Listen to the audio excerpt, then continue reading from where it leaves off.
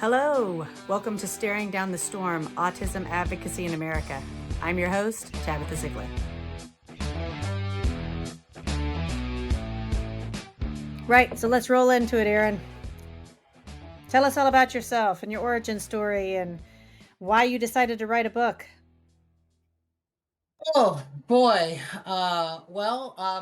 I am one of those individuals who kind of fell through the crack due to just what was known about autism and ADHD and female presentation, who was in a house, that where there was neglect going on.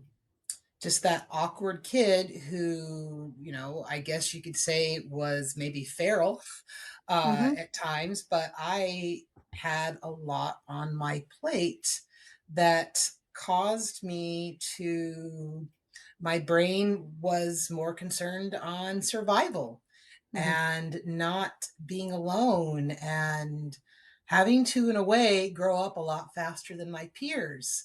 Mm-hmm. But being undiagnosed, it caused a lot of struggle just educationally for me. Mm-hmm. Um, until you get out and then you're an adult, and you have more control of the things that you're interested in, and you're like, oh, wow, I really can do some of these things Mm-hmm. that I couldn't do back in public education. Yep. And maybe I'm not as broken as at times I have felt. Um, but as things go on and such, then no surprise, I was ADHD about a year into my first year of marriage. And then 10, 12 years later, surprise again, you're autistic.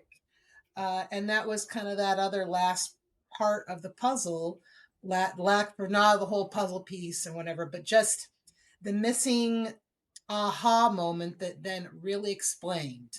Um, Everything was finally meshing and explained a lot, especially when you have dual diagnoses.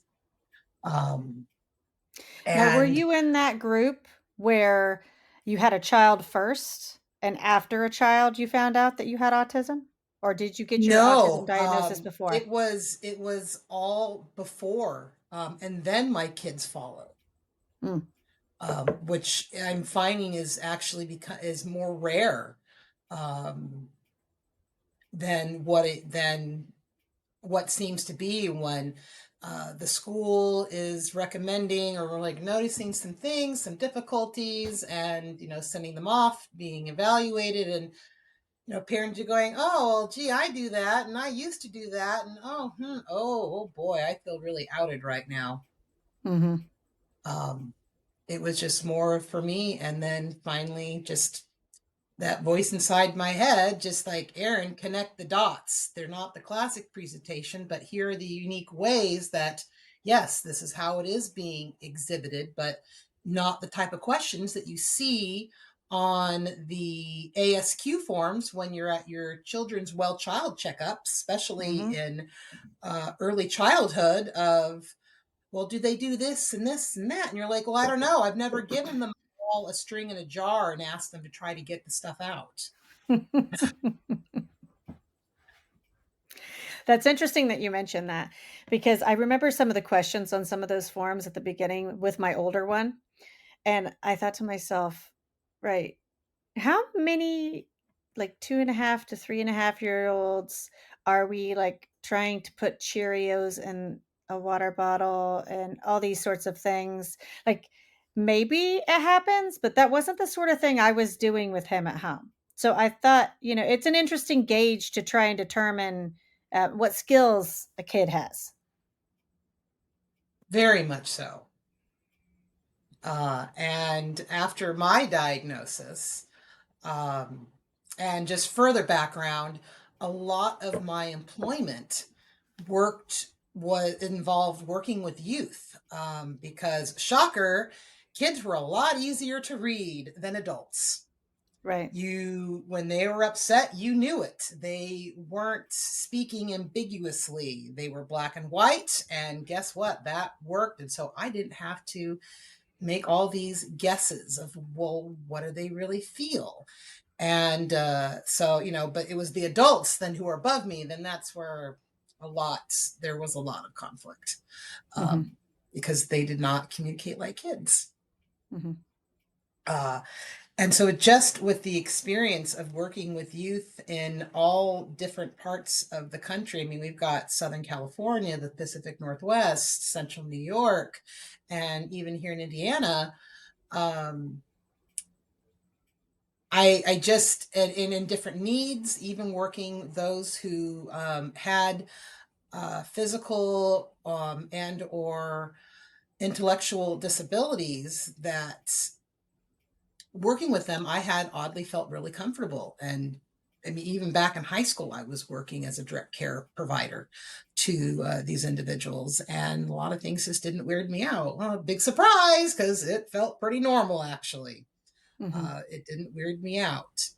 And so, just with all my experience of working with youth in different programs, a youth director, working with camps, stuff with YMCA within schools and after school programs, that, yeah. And finally, with my diagnosis and knowing what was out there, I just kind of realized, man, there's not there's not in the market, there's not a book out there that really just celebrates but speaks to both neurotypical and neurodivergent individuals. Mhm. Um, I mean, yes, there's books with autism for kids or maybe ADHD, but nothing that actually spoke and just gave the whole neurodivergent rainbow of just different ways and how some of us do navigate everything from speech to social cues, social anxiety, ARFID, which is avoidant restrictive food intake disorder. So it's like Mhm. eating and a high amount of anxiety, not because of I want to gain weight, but because this is so foreign. And that is just scary because the taste may not be predictable. It's not safe. And then if you don't feel safe, then you aren't going to gravitate to even want to try those foods. Mhm. Um, so it just sitting down one day impulsively, thank you, ADHD, and just thought in my head and said, well, let me just start typing and just see there. And then I, showed my husband. He's like, no, it's kind of really good. And then the rabbit hole went down to, well, how do people become published? Okay, all right. What are the supporting documents you have to write? Who do you go to? How do you become published? And 2.5 years later, I finally had a book on the market. So are you self-published then? I do have a publisher. Okay. I am hybrid, Mhm. which, if anyone has ever been curious, there's a lot of different ways you become published. They all have their pros and cons. And Well, that's why I'm asking because I know a couple publishers and I've now spoken to a handful of authors, and I think that it's a conversation worth having because I think especially in the disability community, that is where the expertise lies and we need to hear more from the individuals. So I think that would be a really important thing to talk about. And since you've already gone down that rabbit hole, like maybe you can tell the listeners a little bit more about that. Like if they have an idea, if they're working on a book, like, how do they even start? yeah, well, for me, I'm very much an all or nothing personality. Like, if I have something that I care about, like, if I'm going to do it, I've got to do it right, or I will Hmm. not do it all. Otherwise, there's no point in even going down Hmm. that road. And so, initially in my research, it brings you to a lot of um, being traditionally published, which means you get to go and search out literary agents, Hmm. where it's kind of like, imagine if you wanted to sell your house, but you had to convince the realtor to want to accept your house to sell it. Whereas now it's the realtors are begging you, and all the countless phone calls I get are, have you been interested in selling your house right now? And it's like, well, no, because if I did, I would have not needed this phone call. Hmm. And you find agents, and you basically have to look, are they even accepting unsolicited querying, which is basically pitching, this is a book I have, it's not published, it's a manuscript, whatever, and then convincing them, I'm willing to take a risk to sign you through Mhm. our agency where you can lose a lot of creative control, and they use their people in-house or contract, and then to basically get it to a point where then they have to pitch it to the one of the big, like the big five book publishers: Scholastic, DK Books, Penguin Random House. I don't know, there used to be more, but they're all gobbling each other up. Mhm. um, because the risk is your book may not be picked up by them, so they're taking a risk and they're not paid unless your book gets picked up. And so that's kind of exhausting. I was probably querying for maybe 4 or 5 months, where you put there and then you wonder, and maybe you get a response that says, "Oh no, thank you," or "I wanted to like the book, but I'm just not feeling it," or you maybe just don't hear anything at all. Mhm. So it's a lot of rejection, very difficult. Um, but the downside with being traditionally published, for one, is you have to the big publishers do not work directly with authors. They only work Mhm. with literary agents. Mhm. And if your book does make it and gets picked up by one of the big publishers, you make pennies per book sold. Mhm. And because, whatever the profits, and then the agent, they get the house, the agent gets then their cut, and then you're left with whatever. Some do maybe give you advanced money up front for Mhm. the book. Some do, some don't. But you will not make any more. You will not make any more money in royalty until you have at least made back the money that they already paid you. So it's kind of Mhm. like a loan per se. Yeah. Um, but you really do kind of lose a lot of creative control over your book, depending on the agency and everything else. So, and as much as you think the big publishers have all this money, you still, as the author, are responsible a lot for promotion and promoting Mm. and hitting the streets and social media. And a lot of times, a lot of agents, literary agents, do not want to pick you up unless you already have a significant, very sizable, large following, because the industry and buying and selling books has changed in the last 20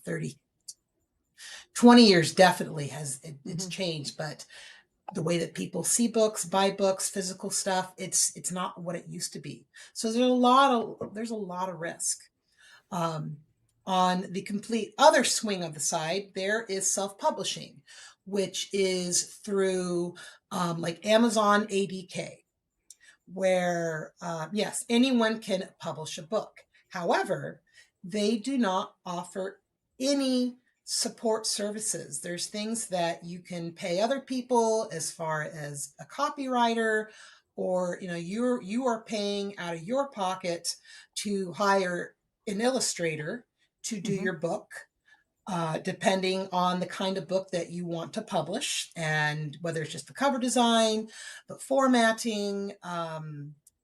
But there's also no quality control. So Mhm. there's a lot of garbage out there that is not of worth. Mhm. Um, I decided to go the hybrid route, where I work directly with the publisher, but they have an in-house, and you do have more creative control. You have their, either, if anything, I had a project manager, which was for someone with ADHD, was really helpful to keep things on track. Where are you? And motivating you, and like, all right, where's your progress and things. Mhm. They had their network of editors. They had copywriters when it came to just even on the outside of the book. What is the title? What should it say on the back? Even to the a press release. So like, I had those services. I had that network that helped me, because let's face it, I know a lot of things, but I'm not an expert in everything. Sure. And I know I needed that support without having to wonder if I go and try to find some of these people on my own, am I going to get scammed? Hmm.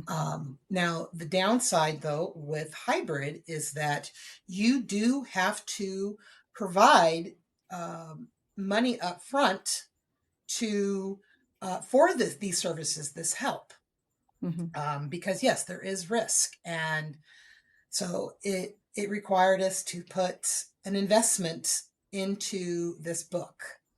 Would you Now, be comfortable my talking about what you don't have to say the exact amount, but just to kind of give people a gauge, like if they wanted to start with one book, like how much they should save to think about going the hybrid route. Well, there's two parts of that. So for me, where I was able to significantly save money was I was able to illustrate my own book. Okay. My degree is in the commercial arts field. So I had my degree in advertising, so it involved illustration, photography, graphic design, copywriting, smart, all that stuff in one. So hey, Ma, look, I'm using my degree for once. Hmm. And so I saved thousands of dollars without having to pay an illustrator to do my book because I had that skill set. But probably knowing of some costs and everything else, I would say a minimum, depending on the type of book that you have, um, I would say probably about 5,000. Okay. Now, however, you have to be very careful because there are some that will say that they're hybrid, but there are publishers hybrid that are more so like vanity, and they will Hmm. start bargaining with you, which means that they're taking stuff and outsourcing those services somewhere else, some other country. And so, like they'll kind of like they'll inflate your ego and oh, it's great and all that, and they'll, sure, you want a book, you want to say that you're published, okay. And so when we were looking at kind of the hybrid route, yeah, there were some that came up were that were less money, Hmm. but this is where it's very, very important to do your research about these printing presses that get more of the association with vanity publishers. Hmm. There are lots of lists out there of saying, yeah, these are more under the vanity, um, proceed with caution. Um, Hmm. but the nice part then about being the vanity, not vanity, of being hybrid was that I had so much more creative control over my book. I would get stuff back from the editor of saying, well, this isn't working, this works, but they wouldn't then fix it for me. I had to figure that out, Hmm. which means that I could control what the voice of my book, what things need to be, especially considering my editor, she was not, I don't know if she was neurodivergent or not, but she was not at least autistic or there. And so the things that I was trying to get going in my book were not what, it just didn't make sense to them. So who were they to Hmm. say that this was right or wrong? Hmm. I had to speak two different voices in the same book. Hmm. But it means that every time I sell a book, I make much more profit per book. I'm not having to share it. I can get books at a cost author rate through my publisher. They also helped with getting it as an ebook and getting it into Amazon. Hmm. They helped with the actual copyright Hmm. through the Library of Congress, that this is mine. And if for some reason I want to take my book and take it off the market, or I want to take it somewhere else, I have that ability to do so. Hmm. So it really just, for some people, they say, I really want to do it. If I'm going to do it, I have to feel like I am legitimate enough that my book is of worth is through a traditionally published. but Mhm. not everyone appreciates everything, and art is subjective. Um, so there's just a lot of different ways you can go about it, and they pros and cons. Um, Well, but look, I, I find that fascinating. And, actually, that wasn't on our list of things that we were going to talk about, but that's the beauty of this podcast because we can talk about whatever we want. And I thought that would be of extreme value to people because, there's so many personal stories right now that people may not know how to get those out. And, part of my, I guess, creative and artistic expression that I didn't initially know how to do. I'm not saying I'm an expert anyway, but just trying to get a voice out there is this podcast. So, your book, your authorship, and, speaking about how to do it on your own or how to do it from a hybrid sense, that's of extreme value to the community. yeah, and where was it going? Brain fart. Oh, I love that was, and they just happened. Um, when I was trying to go the traditional route originally, yeah, I felt frustrated because I could see a lot of the gatekeeping Mhm. that kept, and obviously anyone who's ever picked up a book and then bought it and read and go like, this is garbage. Like, you know, not everything is all that great. And oh, now I know where I was going with this. If one person writes, want people because they want to be rich and famous, I can tell you, being an author, especially a children's book author, is not the way to go about it. There are Mhm. probably far easier ways to go about that if you so desire. But for Mhm. me, I was more concerned about, do I want to make some money to make up just the investment? Yes, but a lot of times it is you have to play the long game. It's not going to be a get rich quick um, experience because Mhm. of how much is required on the author to promote the book. And there are lots of people out there who would love to take your money to help you promote your book, but I can't, in good conscience, spend that kind of money when I know that I already have, just to get the book on the market, an investment. Now, Mhm. we were blessed that we didn't go into debt to do this. Mhm. We had come into a situation where we had received some money that, believe me, in the way that we came about, it was not the way I recommend anyone going Sure. through.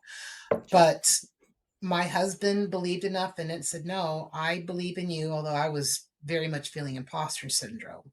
Mhm. And just like, I'm just me, I do this, like, who really? Like, and he's Mhm. like, yes. He's like, I wouldn't even consider it if I didn't think you could do it. And so I dug deep and said, okay. But throughout the process, there were so many times that I was discouraged and frustrated and feeling like, what am I doing? I've taken precious monies away from my family and I can't do this. I'm not doing it the same way as everyone else. I'm not doing as fast. I don't sound like an author. Just all these things of imposter syndrome and Mhm. just feeling like I'm going to blow this. I'm going to have wasted this money. And I would just pour myself out on to my husband, crying on the bed until I had nothing left Mhm. in me, and I'm silent, and my husband just nuzzles next to me and quietly whispers to me, and that's okay.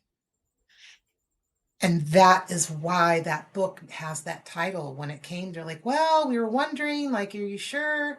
Like, is this really what you want as the book title? And then I would explain to them. And then they finally, if anything, I Mhm. had to educate my publisher and the people I was working with in there of what it is to be neurodivergent and how we do go about things from a different perspective, a different approach. Mhm. And once then I told them, like, oh, it should be, I'm wired differently and that's okay. And I'm like, I don't know. I mean, but I kind of navigate through life somewhere between forwards and backwards. Mhm. I'm in this weird middle spot. And then once I kind of, they're like, Oh, wow. Oh, right. And then they really love the idea of the book, Mhm. of the title. Uh, so it's why there is sometimes I couldn't creatively work on the book. I was overwhelmed. I had things with my family. I was trying at the time. I was working a little bit outside the house, and that was just really draining me. And I just couldn't touch the book. In fact, I'd get Mhm. emails from the my project manager, and I'd be ducking out on them and going like, "Oh Mhm. no, like no one's here, nothing to see here," and and trying to tell them like, "Trust me, I haven't forgotten about you. I just can't bring myself to respond to your email," because it was just kind of this reminder of I'm failing. At least I felt like I was failing because I wasn't doing this in a more timely manner. But it just did not compute, just kind of falls off one of the old school merry-go-rounds where Mm. ADHD is kind of like if you've got an old school merry-go-round spinning and from the sky is dropping responsibilities, appointments, things that need to be done, and the thing's spinning and it spins at different rates, and you're just trying to keep everything at least on that merry-go-round before it, due to centrifugal force, spins it off. Mhm. And it's great until it's spinning and you don't realize something kind of important is just spun off, and because you're still focused of everything that's continually dumping on it, and then you're like, uh-oh, that was that one thing that was really important, Mhm. and then you're trying to do damage control. But I had so much on that merry-go-round. And if I added one more thing, I knew it was just going to, or something else was going to, that was more important than a book. Like my Mhm. children, my family, my marriage, my faith, all those things. That's interesting how you put it because, um, with the things that I'm doing, as an example in relation to what you're talking about, I kinda see it as, like, picking things out of the sky. So, whenever I have ideas about things, sometimes it'll hit me all at once, and I'll close my eyes, and I'll have to kind of focus on one thing and, like, mentally shift things around, and sometimes my anxiety is just such that I just can't, and I just have to put it away for a while. I'm also the type, mind-wise, where I've never really been a fan of scary movies, but if I watch a scary movie, I have to chase it with a cartoon because my brain is just so active. So I find it interesting the way you're talking about that with the merry-go-round, and I think that, neurotypical people may not understand that, and I think that's part of the struggle with the neurodiverse community, and I think that's why it's so easy for people to just assume that, their disability is so limiting that they just can't do all of the things, and that maybe their intelligence level is less than, rather than opening up themselves to think, oh, this is just a different way of seeing or a different way of interacting with the world.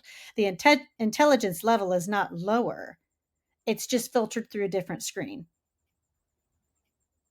Yeah, that twice exceptional individual where could I maybe watch a YouTube tutorial on something of how to drywall and then just go pick up the stuff and pull it off? But to remember and to push myself to brush my teeth every single day is actually the harder part for me. Mhm.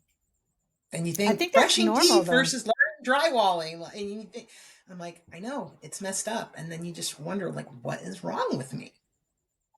I don't think it's messed up actually. I think it's an evolution. In the animal kingdom, there's always evolutions of things. And I actually see the neurodivergent community as sort of like an evolution of society because there are certain attributes that we have that seem to cross. It doesn't matter whether you're autistic or neurodivergent or whatnot. Sorry, if you have ADHD, for example, you know, we see the world differently. And to be able to kind of cut through the BS, things like that. Like our skill set is more refined. Maybe the sights and smells and everything are more profound for us. But those other skill sets that we have, we can really zero in on, like you were saying with your book. When you dedicate yourself to something, you're going to get it done. You're going to go all the way with it. When maybe someone else from a neurotypical background might be like, you know what, this is just too much for me. It was a great idea, but I just have to leave that there. But I suspect that this book would have never gone away for you. Like you would have always found a way to make it happen because that's just how your brain works and you committed to it.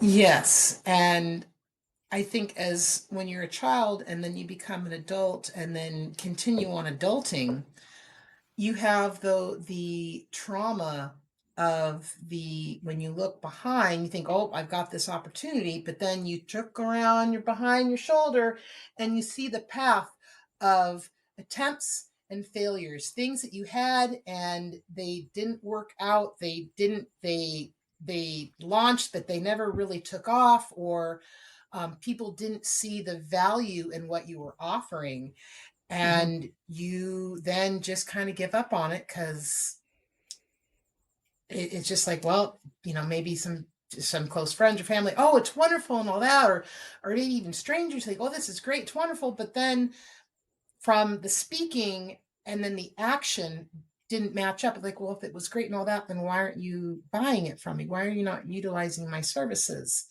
Hmm. And it makes you think twice. It's like, well, do I punish myself through the high Dixie of the hyper focus and then things and then and just kind of poops out, um, of is if I take on this thing, is it going to result in the rather tumultuous of attempts and failures, the path of failure, and with not a lot of maybe successes really sprinkled throughout it. Hmm. What I find really interesting with that struggle is when you look back in history, I think there are actually more neurodivergent folks than people are aware of because now I see the Absolutely. world differently, right? So the dedication to the art form, you have to think about it in the way that you may not see anything from it in your lifetime. So you're doing it because of the love of it. And I think there are multiple ways that people can go into the artistic field that way.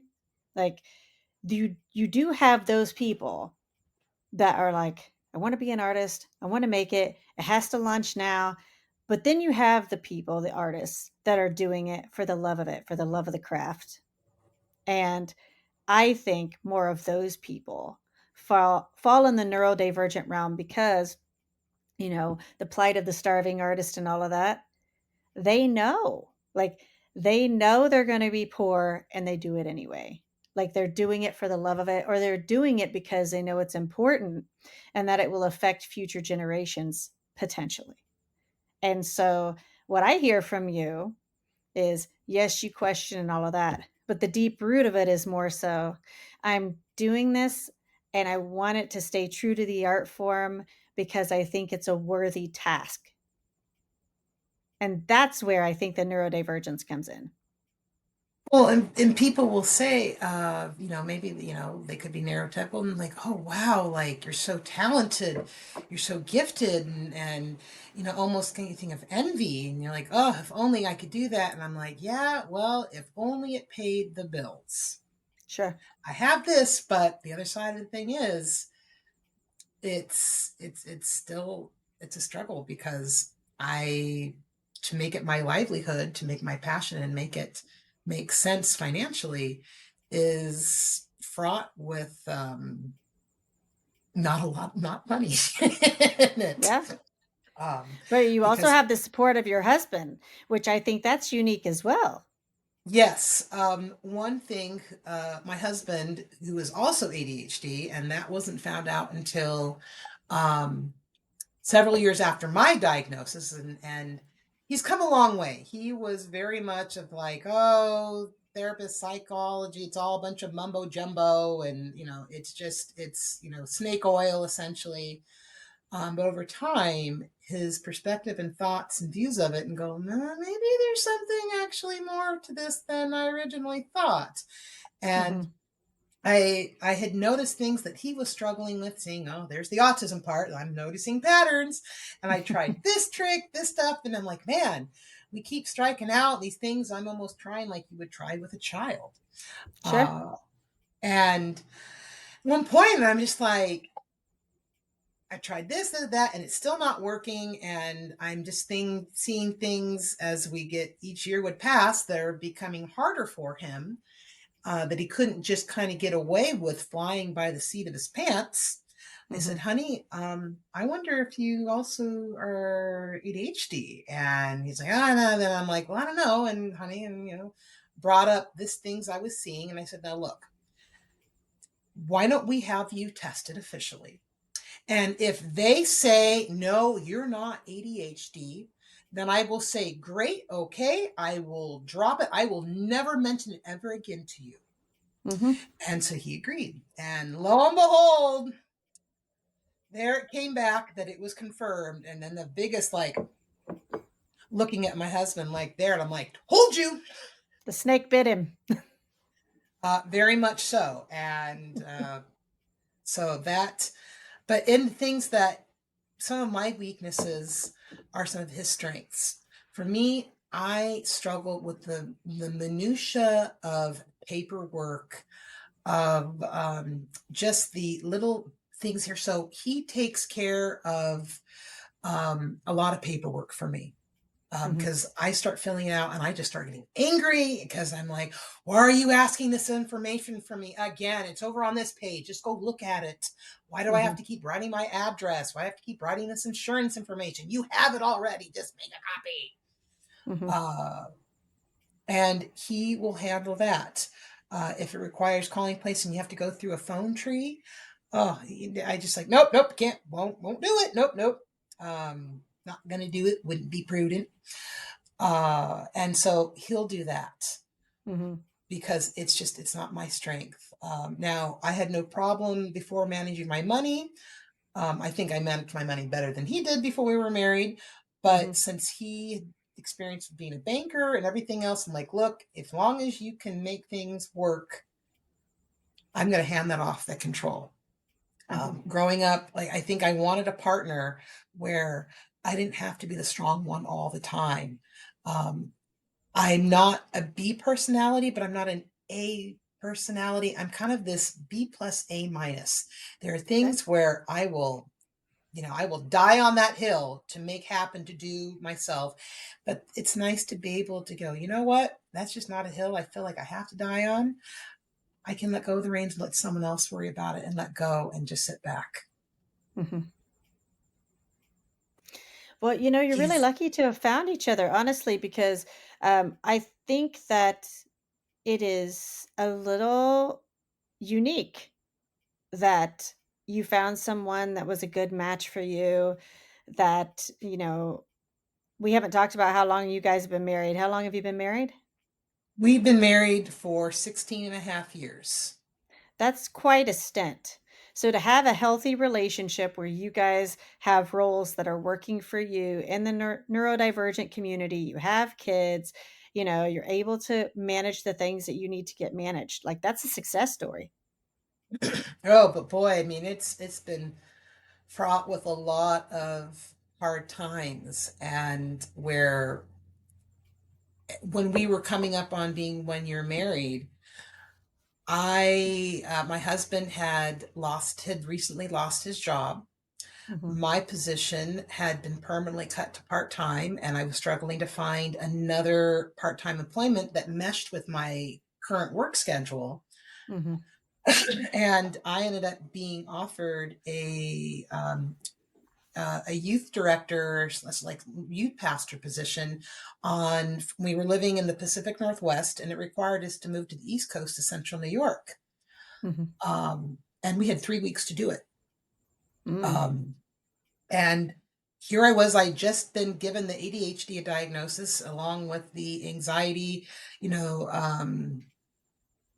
depression. And I'm thinking, oh, for me, I'm just like, all right. But that was another huge transition we had to go through. And things were Mhm. not rosy and great on the other end when we got there, Yeah. for several years. And part of it was just employment.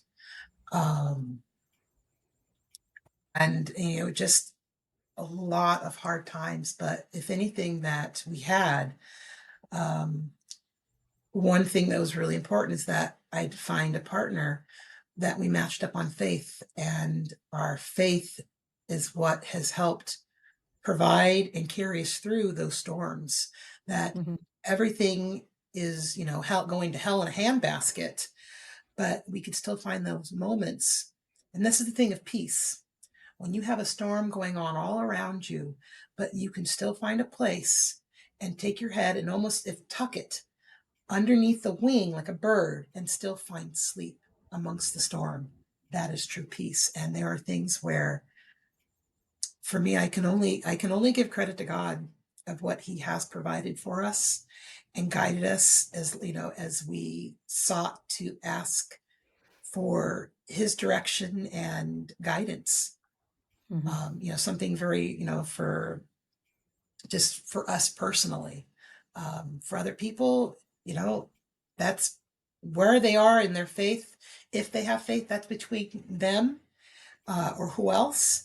But for us, it's just something that if we didn't have that, I can't honestly say where we would be. Although we do joke that saying when we got married that divorce is never an option. Murder maybe, but never divorce. Well, since we're talking about the job market, it's an interesting time that this conversation would be coming up. How do you think right now, considering some of the rollbacks in education, um, concerning the disability community? Because you've kind of walked this line already from being young to adult to having your own children. How do you feel that we could come up with a system that would actually work and be beneficial to the disability community with things like that? And what I mean is this: you had employment, full-time employment, that was then reduced to part-time. And then somewhere along that line, that is when you found out that you had autism and ADHD, correct? No, I had employment, and believe me, there has been up and down with employment, and to one point where, when after we'd moved across the country, at some point, I had two children, Mhm. um, and when my second was about a year old, kind of coming of why am I working Mhm. for what it costs financially just to have me have a job, which means we needed a second vehicle, Mhm. to the childcare, to then the hidden costs of lifestyle and stress and things that it caused, and also trying to make sure we could maintain consistent childcare. Mhm. It just we made the decision to have me step down from working and made sacrifices for and live a less a lower demand lifestyle because all Mhm. the other stuff was not worth it at that point. Um, and Well, you I'll know, tell you I what I think, because I have a very particular thought here listening to what you're talking about. Would it have been helpful for you when you had an autism and ADHD diagnosis to have A, universal childcare, and B, to have some sort of a support structure so that you wouldn't have to just stay home, but that you could be in the workforce? Would that have been helpful for you? um the universal child care. I mean, at that point when I had the autism diagnosis, I have still um I had not returned to any sort of full-time or part-time employment. Now, had I tried many other different ways of hustle, side Mhm. gigs, I brought in some extra money by doing childcare just, for a friend, or a family, maybe your kids that played or in the neighborhood, Mhm. and they needed chocolate for, so it would be one or like two, brothers. And so to help bring in there, I would try doing photography, Mhm. Never MLL and stuff. I knew myself well enough that I'm like, look, I'm not popular. I don't know enough people. Like, this would be instant fail. Um, yeah, I have that smarts. But Mhm. making crafts and trying to peddle them at craft fairs or consignment, all sorts of stuff. Um, there was something though for not. I mean, even if working the child, there's still the time that you're away of just taking care of the house. I am the Mhm. handy woman. I'm the one who learned how to drywall, how to do some electrical, to do home improvement projects. I may not be, quote unquote, bringing in a paycheck, but could we save money by me doing it myself, learning, or reducing the amount of extra outside help to do things? Mhm. Um, I liked, especially since that time, kids were either starting school or had already been in school. Um, it was nice just to kind of be there. I grew up not having a mom who was there for me.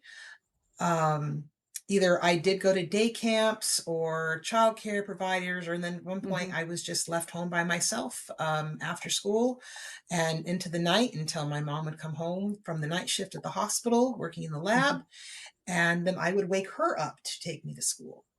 Mhm. So I missed out having that mom to raise me, not just provide for me, but to raise me and to be there after school and to invest and do the special moment stuff. If I So was you were a working or doing latchkey childcare, kid? I was feel like latchkey kid would have been a lot easier. At Okay. least parents came home and were there, or could get you at least some point to after school activities or things. I didn't have that option because I didn't have Look, the reason transportation. I'm asking is I think it's an important thing to talk about. So, how old are you? Do you mind if I ask? I'm 43. Okay, so I'm 42, and I thought we were probably a similar age. And I think at different age brackets, when it comes to parenting and if kids were left alone, for how long and why, I think those types of conversations are worth having, especially in relation to childcare and options that people may have, especially within the disability community. Because what I'm really getting at is, there's lots of things being thrown around right now, and um, things seem to be going backward. So I think conversations need to be had about, right, these are things that happened in the past, and how can we move forward, but in a better way. And I think those of us that are in the community need to be talking about the things that happened that leads up to why we think XYZ. Because me personally, being a single mom, and I have 3 little kids, um, and I work a full-time job, and I have my side projects. But my thought is I do all this because I feel like we're going backwards, and I want to make sure that my children's future will be better than mine and will be moving in more of a positive direction. So I think not just for the disability and neurodiverse community, but, you know, if we are invested in our youth, and if we are supposed to care about our youth, right, and the children, then what's that look like and how can we best serve them? And in order to serve the needs of those children that are so special to our society, how do we serve their parents? You see what I mean? Yes. Part of that is, I know sometimes we kind of believe in the lie that, oh, once kids start school, like, oh, I don't have the daycare costs, or like, and it's just like, oh no. I mean, you think, oh, my kids don't need me as much. It's like, oh no, they need us even more. Um, their needs just become a lot more complex. It's not just be of like they need us to find the other left shoe to and actually tie it up and put it on them, or to pack the lunch, or making sure that you're taking your nap time, and all those other little things. But just the needs become more complex. But even when my kids were then starting to go into school and doing that, where it's like, okay, they're not there, of more employment. Part I think that we still don't talk about is that the school schedule and the employment schedule have never meshed very well. Mhm. So unless you work in education, it is so difficult to find employment that's going to work around the school schedule and the school breaks. Mhm. Why why are working situations not more geared to naturally when kids are out of the house? Mhm. Um, because it's like, all right, after school care, well, how do you get them from the school to the care facility? Is it on site? Is it not? Do you have to have someone at the house who then beats them and stays with them there? Or just that there's not that seems to be something I don't hear very often. I know that there are parents who struggle of saying, all right, they're in public school and they could use some still needs with ABA, but I don't have a way to get them from, especially like saying kindergarten, where maybe in their school district that kindergarten is only partial day. And it's like, well, Mhm. I've got to work. I don't know how I can get them from school to an ABA or to whatever therapy or support that they need. Mhm. um I have to work, and whether they're in there or in a physical building or they are doing it from home. um these are the logistics that I know a lot of parents are wondering. I mean, even just of schools are saying about how it's important that the kids are every day there, that they're not leaving early, etc. But I know for like our middle school, it starts around 9 o'clock. They don't get home off the bus until 4:30. Well, how do you do anything consistent for therapy or therapist or whatever needs or doctors that doesn't require them to have to miss school Mhm. when, by then they're not open? Mhm. Yeah, I mean, there's just a whole host of issues. I mean, I'll bring up something that people will probably see as pretty controversial, but I'm going to say it anyway. I was It's your actually relieved, podcast. but I talk about things that I think can resonate potentially with other people. Like, I'm not here. There are plenty of people's podcasts out there that they just want to talk about fluff, They just want to talk about the easy stuff. I'm not Not the saying we always have to, neurodivergent, not the autistic. No, we need our well, special interests, and we're going to go yes. deep. Yeah, and that's kind of my point is like, let's talk about real life stuff because how are we ever going to solve things if we don't have conversations about them? And we need to be having more conversations. So, I was actually relieved when all three of my children got diagnosed with autism. And a lot of people would be like, "What? Like, don't you want them to be normal?" It wasn't that I didn't want them to be normal, but I knew as a single parent that if one of my children was normal, then and the other two weren't, or if I had one that was, you know, normal, two that were normal, right? Then I have to split them up with the schools too. And I'm one person. And how am I going to split myself in all these different directions? Because luckily for me, I have both of my parents are retired, but I can't expect them to do a ton of heavy lifting. I don't make enough money to, that's a side issue that we'll also speak about with like the disparity in wealth with access. But for your normal run of the mill person that's probably making, I don't know, 50, 60, $70,000 a year, you're basically poor, maybe approaching middle class, but you're basically poor in this country. How do you do all the running? Like, I take my kids, all three of them, to an ABA school that's about 30 minutes away from me. So that's 1 hour of travel each day. If I had to take one child into the public school and then take the other two to the special school, that's double the running because then you're having to go one way and then the other way. And they start at different times. So that's what I mean by saying I was relieved, not because they had disability, not because, I wasn't worried about what their life would be like, but separating all your children and not taking them to the same spot, like when you're talking about therapies and all these different things. Let's say you have a child that is either blind or deaf. Maybe they need to go to the state school. You know, there's a school for the blind in Indianapolis.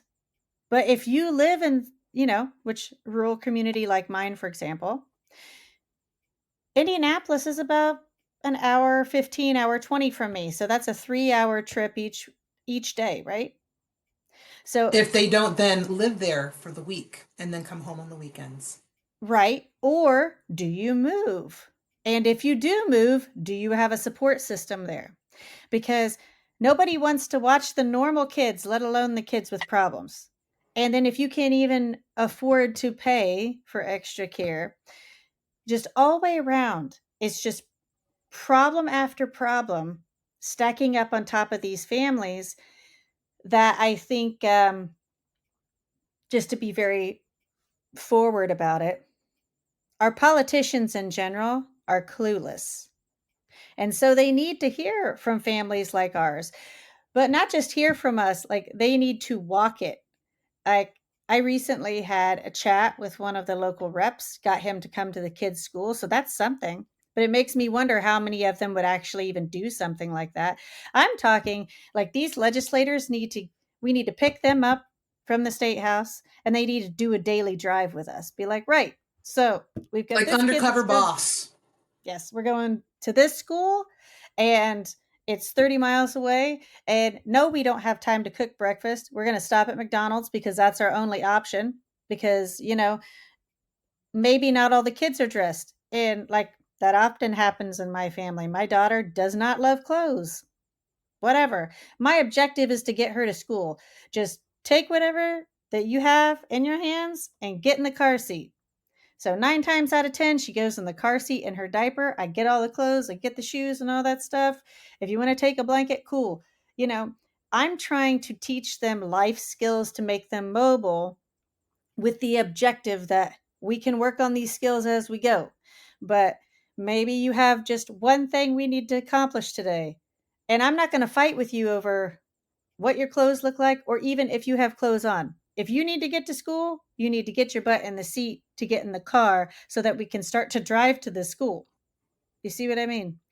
And I think that we need to have more women having these conversations because by default, they tend to be the ones that are actually doing all of these things. Magic makers Nothing, usually. nothing against the guys, right? Like, I'm not saying there aren't any guys that don't do it, right? But for the guys that do it, speak up. Let's have these conversations. Who's actually the one? Like, do you have all your kids are in diapers like mine? I have 3 kids. They're still in diapers. They still do bottles. They still have pacifiers. Of course, I'm trying to break them, but they're also autistic.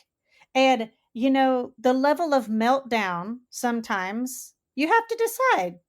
It's like a Pick your war zone battles. sometimes. Yeah, it's like a war zone in your house and in your mind. You're like, right, it's not that they're being difficult always. It's not that they're being a bad child, but if I do this one thing that all of society out there is thinking that's what I should do with my child, but I'm the one left with the chaos afterwards, you have to wage that war within yourself. Like, right, if I take this pacifier from that child at this particular time, how much of the fallout is going to happen? How bad is it going to be? Are they going to have to, re regulate themselves? How many days is it going to take them to come down? Pacifier is only what's standing between you and a mental crisis breakdown that causes you to have to be pulled away to take care of you, and then your children are in the system while you are unable to care for your children. A pacifier could be the only thing between you and what that happening. That's an So interesting point.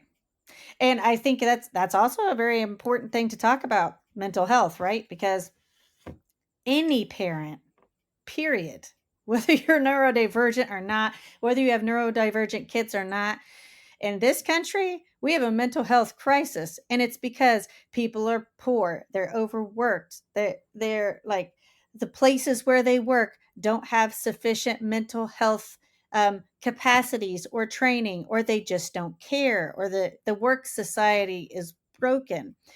And then now we have legislators having conversations, or, like the education department right now, they just gutted all these positions for oversight for kids that have special needs in the public education system. We're doing things as a country that we're not anticipating the fallout. It's like, hey, this may sound like a good idea to some, right? But science and history would tell us you kind of need a game plan. Like, you shouldn't necessarily pull the plug on something without having a plan. And so for our community right now, I just find it's really important to like very publicly start to have these conversations, because our families are the ones that are going to be impacted, and that is going to be a massive impact very quickly. Yeah. I think of so often, I think, all right, how do we get to this point? And you think, all right, let's go back as, now I know everything was not all it was cooked up to be. Let's say, all right, the 50s and 60s. And let's go, all right, Mhm. what was the average wage that people were making? What did they have? And they think, Right. oh, they could buy so much more. And I'm like, but there weren't these other things out there to buy. They lived in a modest house. Um, Most of the time, a lot of kids were not going to college. They were going into the trades. Mhm. Um, they had an okay car. Um, only the very well off had a little TV. Mhm. Um, Clothes were made better, and you kept the same wardrobe for longer. You had shoes that were fixed, mended, but over time, our lifestyle has gotten faster and faster, and the things that we are desiring to have, we're kind of running ourselves into the ground of what's really important and what is just the extra. I think even just of with kids and toys, and there's just so many options. And growing up a lot of time, it was a big deal if you had a birthday party that was either like maybe bowling or roller skating or ice skating. Mhm. All the time, birthday parties, cake, some food, you play games at someone's house, or you went out to a park. And now parents are spending $800, $1,000 having a video game tractor trailer come to the place. Mhm. Um, Vacations are so much more elaborate. You don't just say kids taking a road trip and making sandwiches on the side of the road, and um, the trying to keep up with the Joneses, as we're just so stressed out and feeling like we've got to be making all this money to survive. Now, are the price of rent gone up and all these other things? But we've at one point, is the bubble going to break? Or we've tried all that. We're just like, all right, and we have to do a hard reset. Which, whenever it comes to having to do a hard reset, it's painful, Mhm. very painful, because we didn't stop and make these adjustments earlier on, and now it's the giant. My now house is an unholy mess. Didn't get there overnight. Well, I don't know if maybe you have an autistic child with high needs. Mm. You might have some saying there when they had a Yeah. meltdown. But it just that we are unfortunately living there where we have far fewer abilities or options to be able to live a low demand lifestyle, because Well, of I everything think expected of us. there's one of the many elephants in the room, right? But as an American society, right? Like, everybody has a different opinion about what that is or what that should be. But there shouldn't be an argument about where the baseline is. And the Yeah. baseline should be like, you take care of your young people and your elderly and your disability community. You make sure that you take care of the least of those. If you have an unhoused population in your area, the widening gap between rich and poor is not a positive reflection of a healthy society. So, for me personally, everybody can have a different argument as far as, religion, different religious beliefs and all that. I'm just talking about from very basic, like from a civil perspective. You know, Hmm. same as far as it's really interesting. Some of the videos that I find and listen to. I was just listening to a speech. I can't remember all the members. I'll send it to you, but it was really fascinating. Martin Luther King and a handful of them from 1963. Excuse me. they were talking about the civil rights movement and what was going on then, which I find really interesting that I came across that video now, especially with all the things that are going on. And it makes me think, man, how far we've fallen. Some of the arguments that we're having. And it's like, personally to me, I think, you know, what success looks like in a country is that you create a solid baseline where it is unacceptable to be food deprived, house deprived, education deprived. And the fact that we're trying to roll back some of these things, I just find is disgusting. Now, obviously, I'm really disgusted what's happening with the disability community because my kids are autistic. And I think they deserve to have the same services or the same like right to services as any other kid. I think things like these should be talked about because that should be the American baseline. And it doesn't matter, whether you're from an immigrant community, the Hispanic community, the African American community, Asian, Native American community. There needs to be a baseline. And like you said, we're coming to this point again of hardship where one would think we wouldn't be here. And here it comes again. It's like a freaking boomerang. And I'm like, our generation now, which I'll never understand. Like, this is something, maybe this is a connection that few people are making, but it hasn't fallen deaf on me. A lot of the people that are in charge right now are the offspring of the golden generations, the war generations that worked really hard to create a middle class. And then these people enjoyed that middle class. And now they don't think that these other younger generations or immigrant populations or what have you should deserve the same benefits that they already enjoyed. And I just find that mentally staggering. Have you made that Yeah. connection? Oh yeah. Um, I'm like, how are people not seeing this? Like, the boomers and stuff that like their dads came back from the war and their moms were working in the factories producing, shells and machinery and all of this, just so they could have a good life. And these are the people now that are like, no, no, like we had a good childhood. But like the rest of you that are having to struggle right now, it's your fault. Like you need to work harder. And I'm like, hold on a minute. Like, I remember how all these things started. I was taught things like this in school. It's just fascinating to me. I'm like, our generations have to be the ones to stand up because we know better. Like, we learned this stuff in school. Like, we knew people that probably were like living in the Jim Crow era when things were very, very bad. And we can't not teach this younger generation or whitewash everything in a way that's like, oh no, no, no. We just either didn't have these things, that didn't happen. That's not a problem anymore. Like these are things that already happened in our society that we were supposed to move forward and now we're going backward.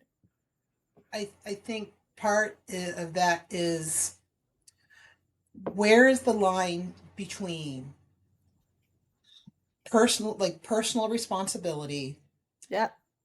and then where other people come alongside and support, and that just keeps moving all over the place. um, and whether personal responsibility of what you have and your resources and your deck, your hand that was dealt to you when you were born. Mhm. um, and then what of you give of your time and your resources to others, because you are doing, because you know that for you to, that personally, that is what is important to do, not because you're now being told by the government that this is what you have to do and have no say in how it is carried out or monies are spent. Mhm. um, we really do need to come along each other and others and saying, this is what I have, this is how I can help. I rather do it from a happy heart, than being forced to do something. Because I don't know what you need, but like I don't like when I'm being told you have and must do this. Yeah. Um, of the whole, everything from personal responsibility, like, oh, well, how when our government was founded, it was kind of like, our government was founded by geniuses to be run by idiots. Um, and Well, I think we're missing this big part that we should say by the people and for the people. It needs to be representative of the entire body of people, not just some. yes, yes. And I think, and here is where, if there's a need of how much that, unfortunately, in education could say, little, little Shania, or young Thomas, there's some things in school that they're struggling with, but unless their parents go out and get these, and labels, then they don't get the option to have that as something that they could need. And Mm, maybe they don't have a full diagnosis of it, but unless you have that and you have it enough, you don't get that extra support, but yet the need is still there. mhm, And how much the resistance of, I know of somewhere.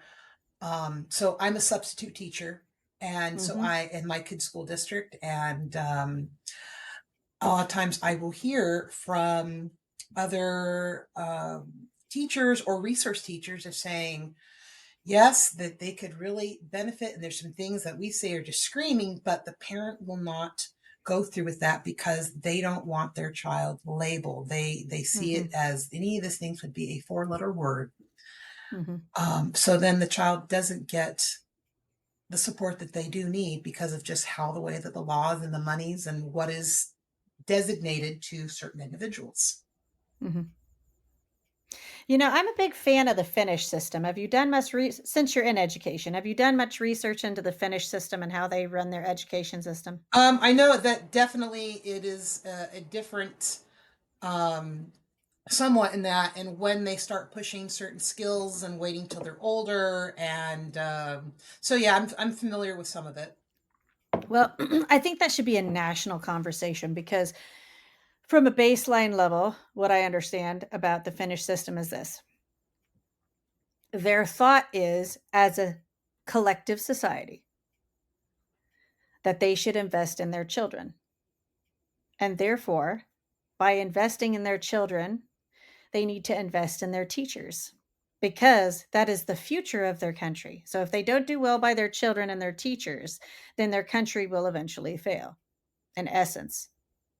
So their teachers are some of the most well paid and most educated and like hardest positions to get in the entire country of Finland because teachers are like so esteemed because they are safeguarding the future of the nation.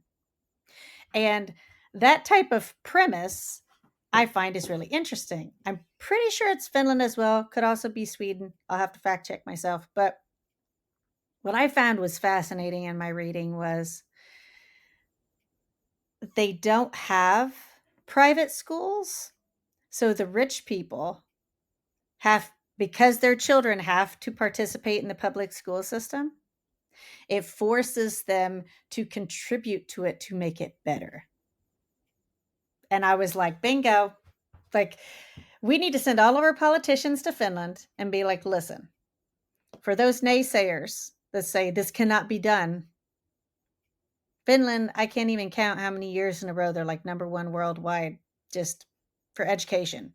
They're just blowing people out of the water. But I don't necessarily think it's because, but it might be a little bit. Who knows? Like, our education has been sliding for quite some time in the US. But in theory, we have educated individuals here. In theory, it could work because it's a mindset. And I think if we get back to that mindset in this country, or if, maybe it never existed, Maybe this was something that my family valued and not everyone did. But if we want to be successful as a nation, if we want to move forward as a nation, I don't see any other way besides truly investing in our youth. Invest in our youth, invest in our teachers, because they will be our future. Even if that takes 20 or 30 years, like if we need to restructure it, if things are broken, fine. But don't start pulling the plugs on all these different things and not have a plan. And I think it's a mistake to further segregate and separate the student population, because I don't think as a society that will make us stronger. That's going to create more of a disparity between rich and poor. And that is why we established the public education system in the first place, because we thought there was value in educating every child. There are so many, like, education, like there's never going to be at this point a one solution that's just going to fix everything. There are so many different micro adjustments and fine tuning that have to get to fixing the larger, bigger picture in that. From just everything I've seen, I've absorbed, I've listened to, I've experienced firsthand. Um, and like you, I mean, part of where these teachers could be fairly, very smart and very highly educated, where, and I'm here in the States, I'm sure that there are some very trained, very highly educated teachers, but unless then they're allowed to teach and have more control and the method that they teach, it doesn't matter. It would be like having a very expensive sports car. It can do all these great things, but if you're only then going to give it a your good old general everyday Honda Civic Octane, Mhm. it's not going to matter. It's not going to be able to be used to its full potential. Um, so there you go on that. There are things that I know teachers would love to be able to teach, but because these things, due to the socioeconomics that's happening in that child's life at home, they are not being taught these other skills. So then that gets put onto the teachers, and they're having to subdivide the whole day of everything they have to do to handle, because it's something that a child wasn't taught, didn't get to experience because either mom and dad were too busy working, had to work, whatever the reason is. Kids are not learning things at home, learn life skills, so then they can just, when they go to school, uh, focusing on the stuff that's the really important stuff. I know that, like, immigrant families, they think, oh, they come in, they think, oh, schools are safe. I just send them and they'll take care of my kid. And well, after time they learn that, oh no, no, schools aren't as safe as they thought they were. And um, it's left a lot of just of gaps, and that it's like, oh, Mhm. I don't have to worry about that, I don't have to, that's not my responsibility. It's like, oh, no, no, yes, you're sending them to these schools, but there's still a lot that is still your responsibility to make sure that your kids are doing, so they can help meet these other milestones. But then of course it goes down to the family life, the supports that are in place, whether it's a single parent or not, do they have other family. um there's a lot of distractions out there, and when you have a lot of distractions, it makes the water really muddy and murky to know, all right, what is that baseline, that basis? Like, what are the really, what else is fluff? And then what is the absolute foundation that every individual needs to be able not to survive, but to be able to thrive? Right. Yeah, but that's what we're talking about, right? Like, I'm not saying that my idea has to be gospel. I'm saying, like, there are experts out there that are far more knowledgeable. Like you said, like these teachers that want to teach, like history. History is a great topic right now, right? If you have a teacher that maybe, their degree was, in the World War II era, and that's their expertise, maybe they should be able to teach more of that. We have to have a standard. I totally understand that. but we also have to have a realistic standard. We don't even teach the accurate history of our own country. And some of those things now are going to be filtered out, which I find disturbing. It's like we have to be able to have these conversations to create the baseline as a population and decide, right, do we want to teach our children the truth, like the whole truth and nothing but the truth, because we think it will make them better? Because learning from our failures makes better and more gritty human beings that will lift us into the future? Or do we want to placate them and make them weaker as a society? Because I think when you have less truth and more fluff, it makes for weaker individuals. I think it makes a stronger individual if you have to sit in that uncomfortability, overcome that adversity, and think, like develop those critical thinking skills, right? And I think the only way we can really do that, however we redevelop this education system, is to provide the supports, to give the permission to the teachers. You're right. Like they have to be able to teach. But as a society, we have to have a renewed faith in that system. We have to teach our children when you go to school, you have to respect your teachers. They are there to teach you. You know, this is a privilege to learn from these people. They have used their lives to study. They are the experts. They are here to teach you so that you will do well.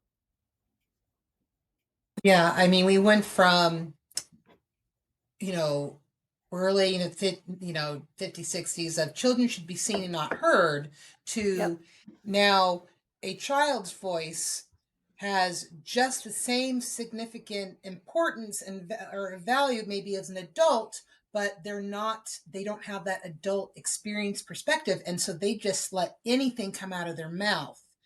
Um, and like just of how many times if I am trying to do a lesson and the number of times that I have to stop because kids just let anything come out of their mouth without like this and this. There's no I'll tell the kids it's kind of like we all have like a mouth bladder. Like when you were little and you had, no, most people had diapers because you weren't developmentally there to where you could then start to notice, oh, I need to go to the bathroom. This is not a good place or time to do so. I have to hold it until I get to that point. So whatever tear, just bloop, and I said, look, you guys are just kind of peeing your pants, and some of you have a puddle underneath your chair right now. Um, I like but that it mouth just bladder. That's a good one. mouth bladder, and it's not to say that whatever we have to say is excrement, but Mm. it's like is eliminating natural. Yes, there's nothing dirty or wrong with it, but there are times and places of when you hold it and when it's okay to let go. um but we have the thing where it's like now the kids are telling the adults what to do, and it's like, oh, no, no, no, I'm an adult. I have a different perspective and experience than you, and you need to stop. You need to listen and have how I'm doing it. You may not understand it, hard to trust, but you have to trust me that I know more than you think I know. Mm. um Well, part of the problem too is the adults can't get along, right? yeah. Like, Hmm. and I do think we have a real problem in this country with wealth, and we think that wealth buys us privilege in all aspects. So I think it's sort of become ingrained in our society that the more wealth that you have, the more ability you have to drop the mouth bladder. And then their kids see that, and it becomes like a multi-generational mouth bladder problem where it's like, no, no, like this teacher is beneath me because I'm a CEO or I'm a lawyer or I'm a doctor, and therefore I get to talk down to the teacher. And then their children see how they treat their peers, which is they have no respect for anybody that's not either on a similar level to them or higher. And I think that's a real societal problem here because I was not taught that way. Like I was taught everybody has something to teach you. Everybody has value, irregardless of where they're from, what they look like, or whatnot. But that does not seem to be the norm. And I'm noticing that more and more frequently. And that's also problematic. That doesn't benefit the education system for kids or really in the workplace because it seems to flow into both. And just dumping more money into something doesn't mean it's going to produce the desired results. I mean, if you cannot be wise with $5, giving and beginning giving someone $100 does not change. Oh, just because you have $100, you're going to be instantly more wise with more money. It's like, look, if you can't take care of the small something that's small, you're not going to be able to handle it when it's bigger. Mm.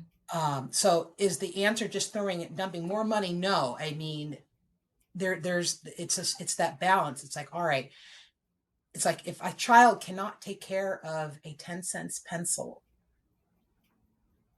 if they can't learn to teach you that, just simple of how many kids don't come and come with a pencil, and I'm not talking, oh, their family's just so poor. And it's like, oh no, there are programs out there, the school supplies, but yet, all right, they give these free school supplies to the kids, but then like, how do those free school supplies that were given to the kids make it back to them in the classroom for them to actually use it, just to bring a 10-cent pencil?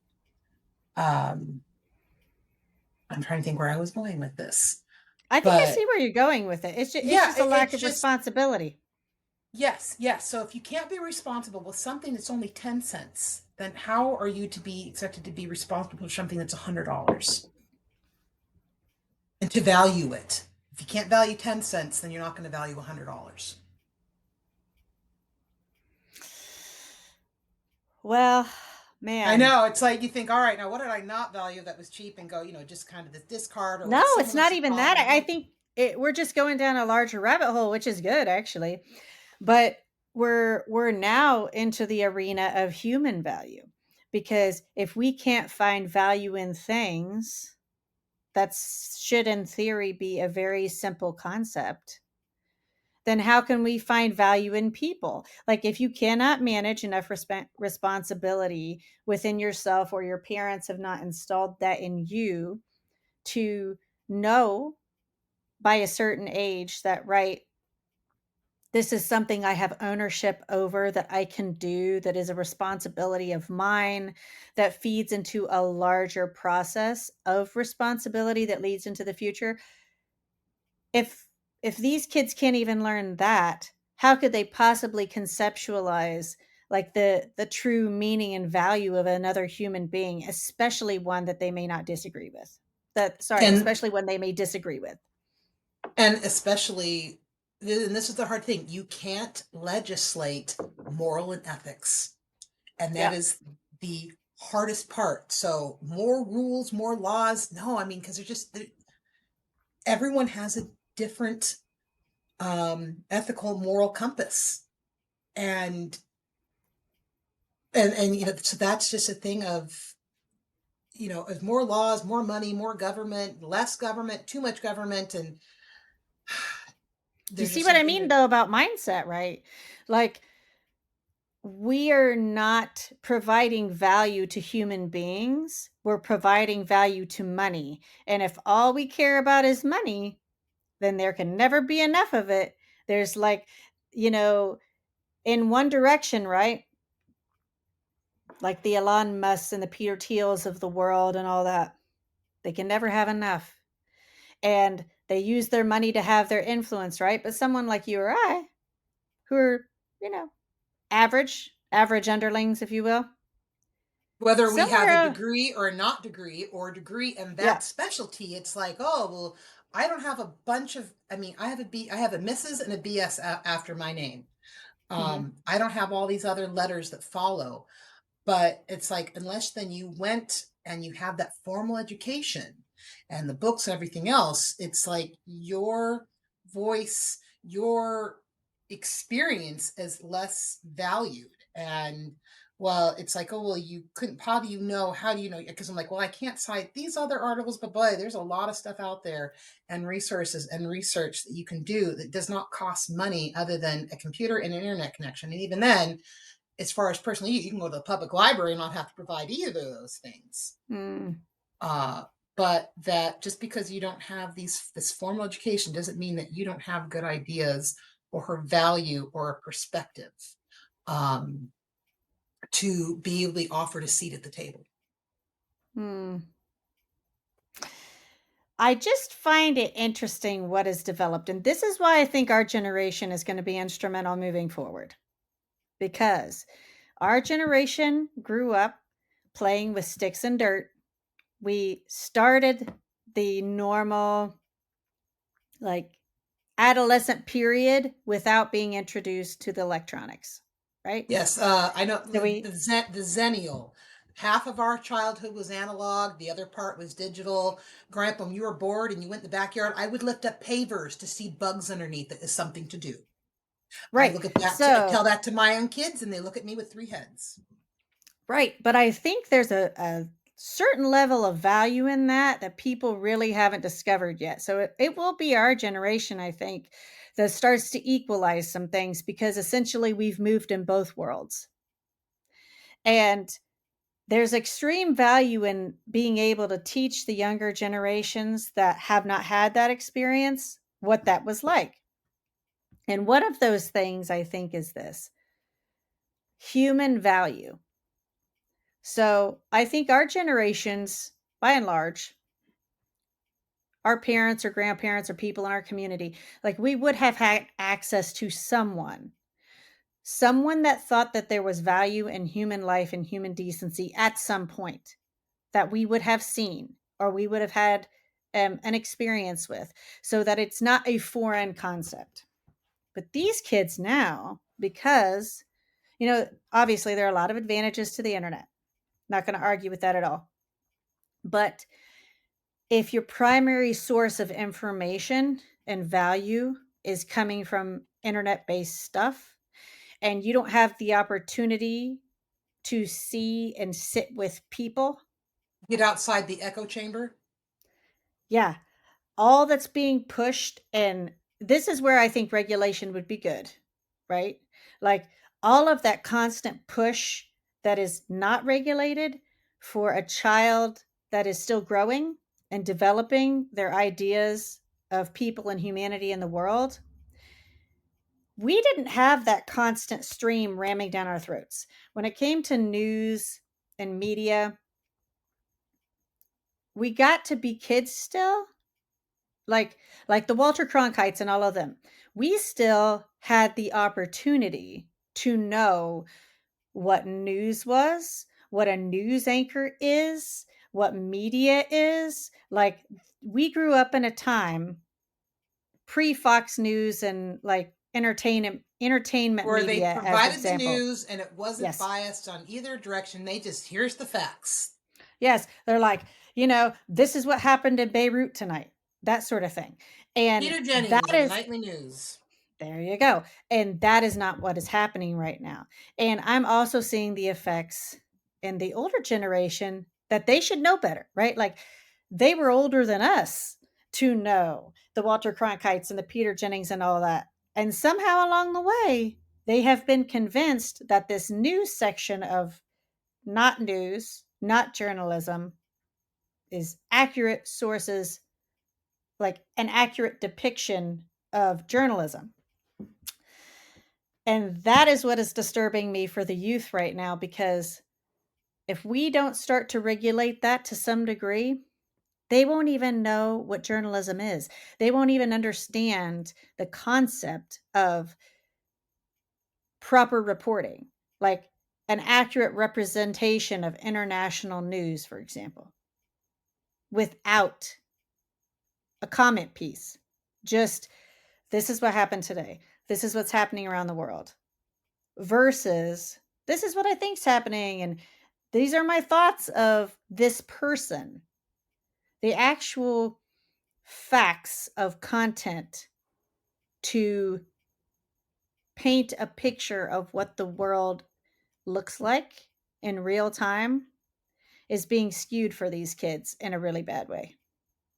I just, because of things that we can be cloaked, keyboard warriors and, anonymity and strangers and whatnot, of especially in the last 8, 12 years politically of the stuff that I will see spewed of the absolute hatred towards political figures is just, I'm astonished. And this is the thing, it's like, you may not like how people do things or what they say, but guess what, their life still has value.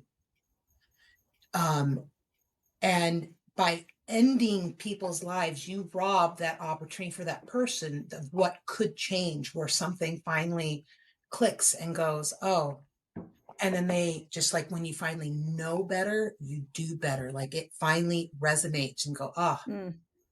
um, it, even if you don't like they still have value. And Well, I think it's important to mention with that too, though, right? I think I think there were some laws that were changed along the way. This part I will have to I'll have to research this part because I don't want to misquote anything, but I believe there was a reason why journalism had that standard. You know what I mean? Something shifted along the way as far as what was allowed with reporting. And we're coming into this slippery slope of an area where how much of it is seen as entertainment? How far is the line being able to be pushed to amplify a response to get ratings or whatnot versus what is the truth? And I think that's why along the way, unfortunately, we've had this really bad evolution of how much hate can we spew into the world to get a reaction out of people to manipulate a population in one way or another to our cause. And that is the dangerous part of it, where it's like, money how can money can cloud so much.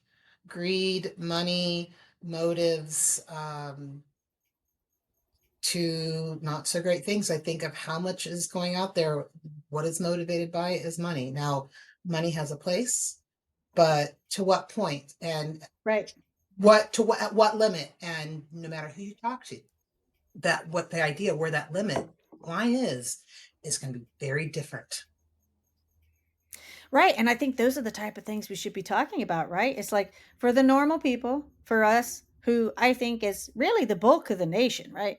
Most of the nation are like us, normal people having normal conversations, having to figure out, you know, the grocery bill and, you know, are we going to let one bill go for another because this month, Or do we have to maybe. put off taking care of ourselves medically because it's just, even with insurance, it's like, well, knowing what my out of pocket, I just can't swing it, or, something going on with the house that's not going great. It's like, how long can I push that off until now I have to take care of it? It's just, everyday decisions from, um, do I buy, do I spend a little extra and enjoy that ground beef, or do I just go with the chicken, or do I buy more processed food because that's just what I have, but knowing that this processed food probably is what's not doing my health or my family's health very good in the long run.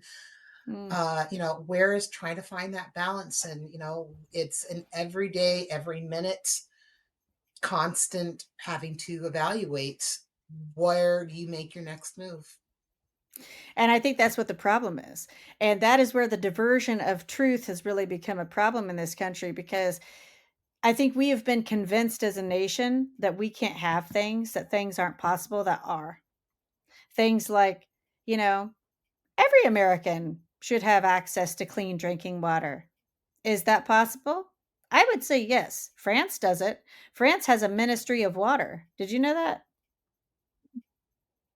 They also have a They ministry of picking up dog poo that's left over and people on motorcycles with little, hoovers that suck it up too.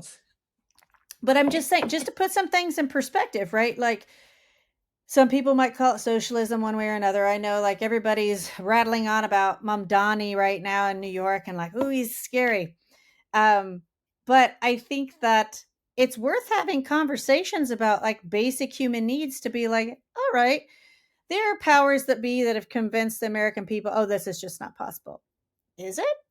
I think our critical skill, like our critical thinking skills, are lacking. Like most of us can balance a checkbook because most of us have balanced our own checkbook, and we have to make, you know, allotments for different things. And I think the American people at large would say, they would agree, if I had to pay more, would I be willing to pay more to make sure that everybody has clean drinking water, that should be a staple in the US?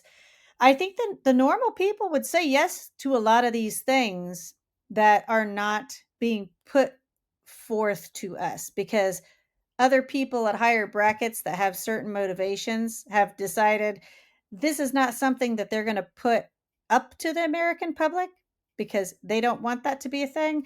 Just like we are one of the only countries in the world that we disagreed with our populate with the right to have food. I read that recently and I was like, that's interesting.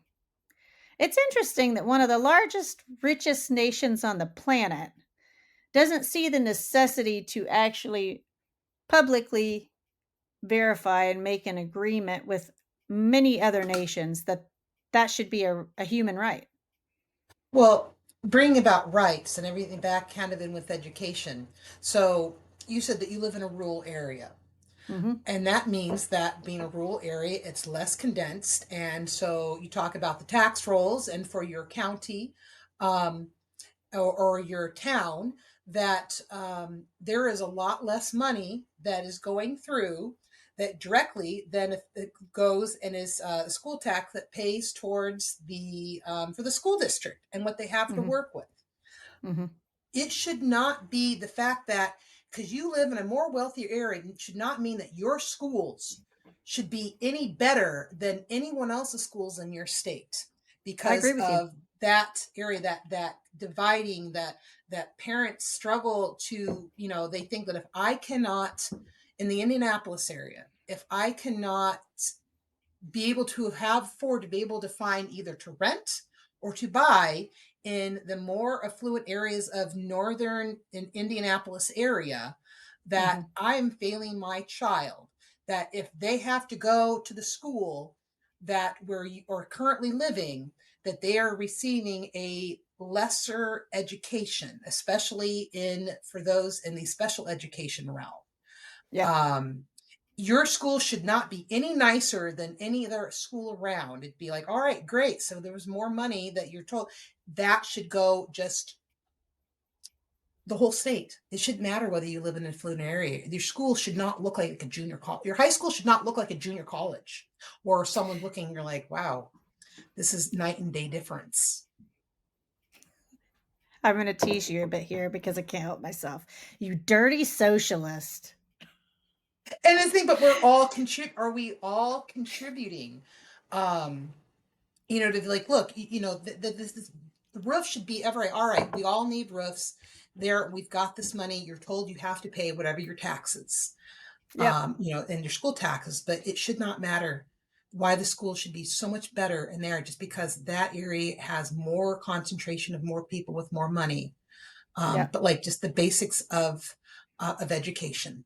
I mean, Hmm. not to go on the all of the thing of social programs and everything else there, but there should be it's just that financial segregation of socioeconomics. Yep. Um, it there's just like those basics and buildings and programs and all that. It shouldn't matter if you live on one side of the on one side of the county and then on the other side of the county. Um, Well, look, I'm a union member, and I've been a union member for a long time. And I like to read, and I know a lot about the different movements in the states. And I was a big fan of the Roosevelts. I did a lot of book reports on the Roosevelt family whenever I was a kid. There's something to the evolution of the US and, how we got to this point.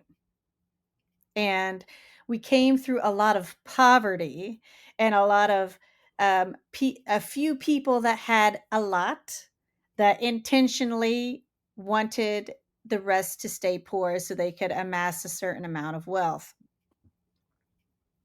We seem to be headed back there.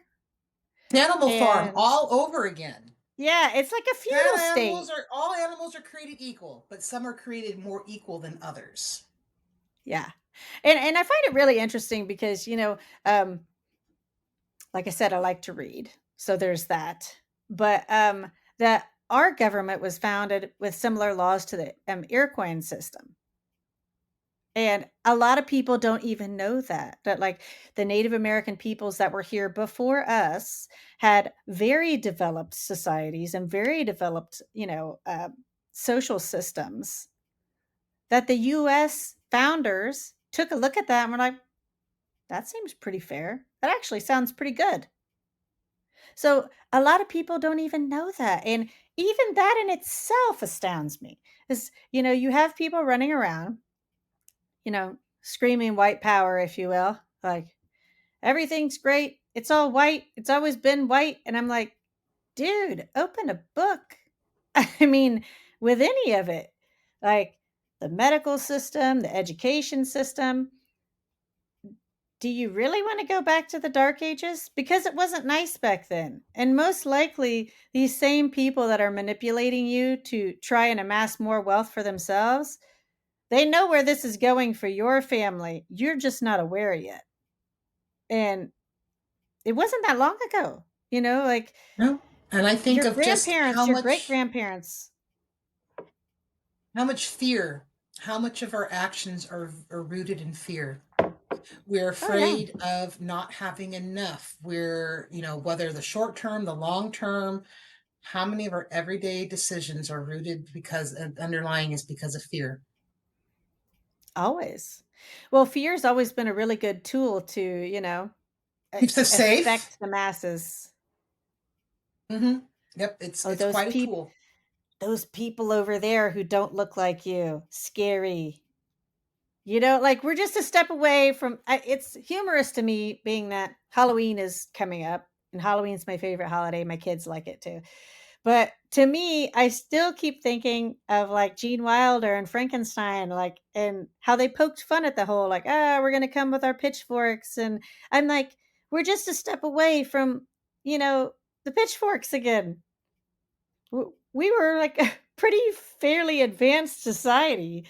And we're going to go back to the feudal state because it worked so well the first time with kids that Hmm. are uneducated, like, right, so all these immigrants that are coming in and doing all the farm work that the American population doesn't want to do and can't afford to do, and they've tried it before, like they Yeah. tried already to have the farm boys sent to these farms and they couldn't hack it, they couldn't do it, and they need these people, and they're busy rounding them up and putting them in like our equivalent of a concentration camp. I know, like lots of people would disagree with me. That's just how I see it.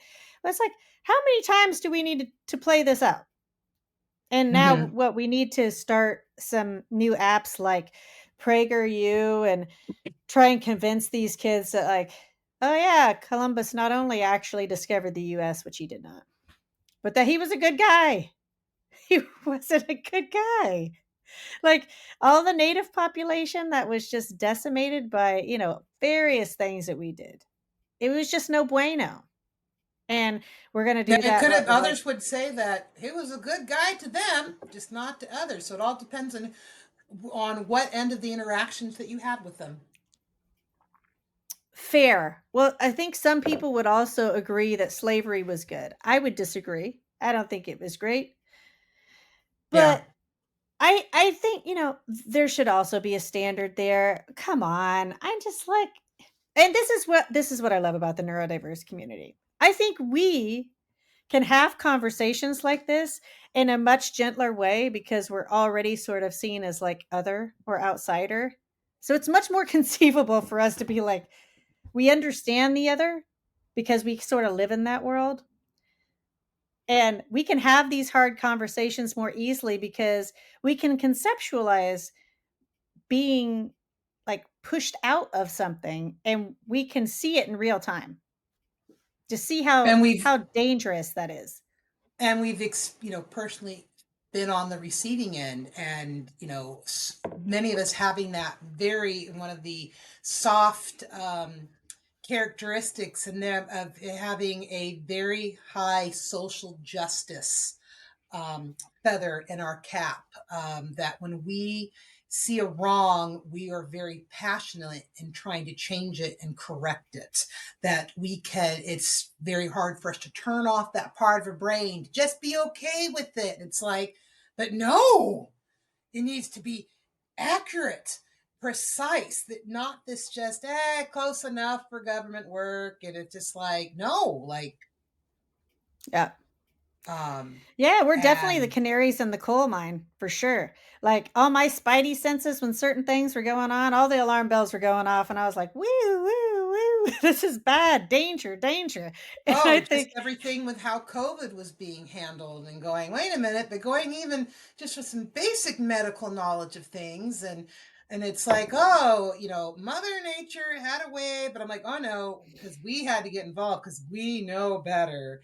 And potentially just spreading the problem with the sickness, making it take even longer to get over because we thought we knew better than kind of sometimes just letting nature take its course to a point. And all right, could have gotten out of this sooner, but we had to go and screw it up because, oh no, we know better. I think the like I said before, there is a neurotypical way of dealing with things, which I think often, especially when it comes to a business sense, is always centered around money. And when you do that, when you fight against your humanistic principles, it always ends up bad for humanity. You know what I mean? And then you have the neurodiverse section of things is like, maybe the money part is not worth the humanity part.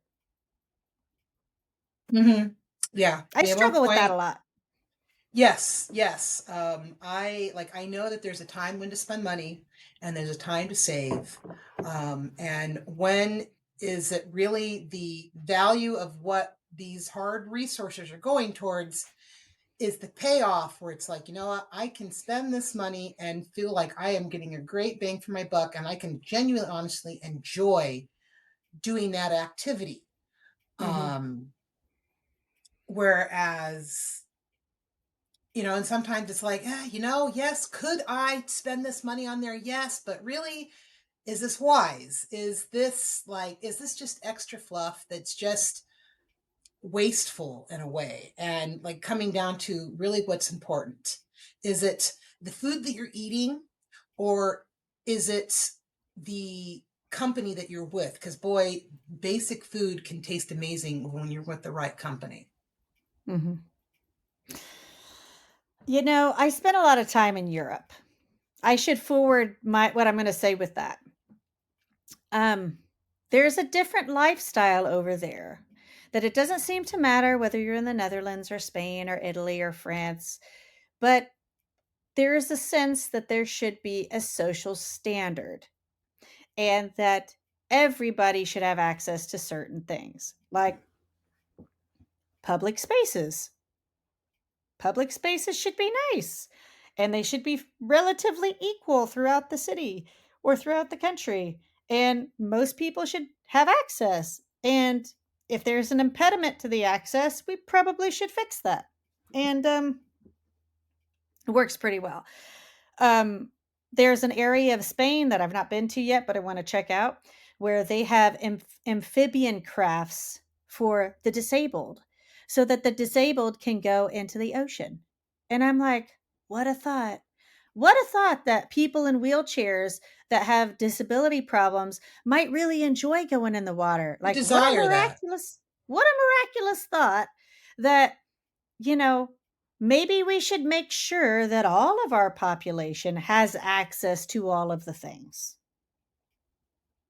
And I just think we're just failing in this country on things like that. And they're quick remedies, like very quick. But the mindset needs to change. Same with the autistic kids.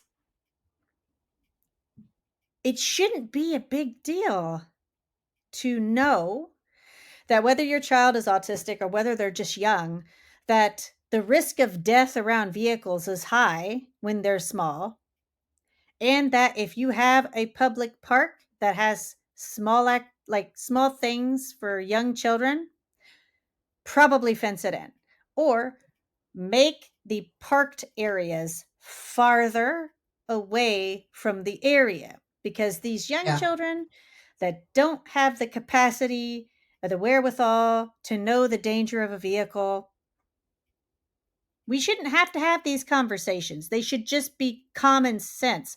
I know it's convenient to have the parking spots right up next to the park so that all you have to do is just get out with your kids. But it shouldn't take a rocket scientist to figure out if you have 50 parking spots right next to the freaking park where the kids are swinging, and one of the kids jumps off a swing and they're small, and before you know it, like, Do you know what it, parks have completely fenced in activity areas? go for it. Dog parks. You're right. I knew you were going to say that. The genius, right? The fact that we care more about our furry friends, which I'm not going to belittle that because I was a fur parent before I was a human parent. But I'm just saying the rationale. And that's what I'm saying about the mindset shift.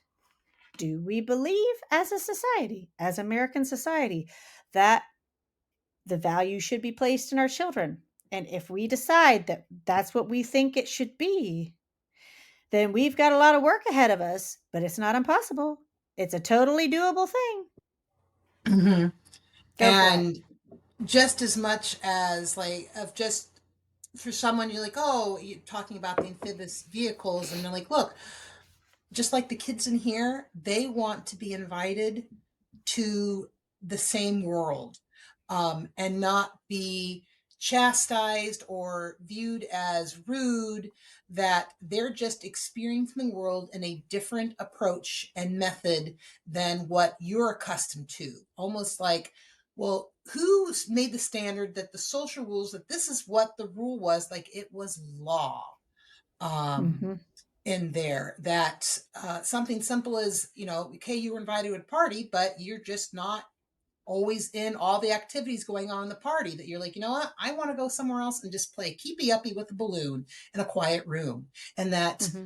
they're actually enjoying themselves, and it's not, Mm-hmm. oh, it just like, no, like they're doing it and they're navigating and handling things they can, um in that. And that, yeah, neurodiversity, those who are neurodivergent should be celebrated and accepted, that, you know what, their method, their ways of navigating this world, as long as it's, is it, are they safe, is it with all, is it safe, is it, morally, ethically, in the broad sense, okay, um, that their ways matter too, Mm-hmm. just as much as anyone else's, and to be included and not to be offended. Because, like for me, when I go to church, worship, I wear headphones. I don't have other music playing, but I need something to take the edge off. Or I'm Mm-hmm. Mm-hmm. drawing or doodling, or maybe at the Mm-hmm. phone, and I'm like, look, it's not me trying to root, it's because my brain is going there and I'm trying to find something to help regulate it, so Yep. that maybe I can pay attention to the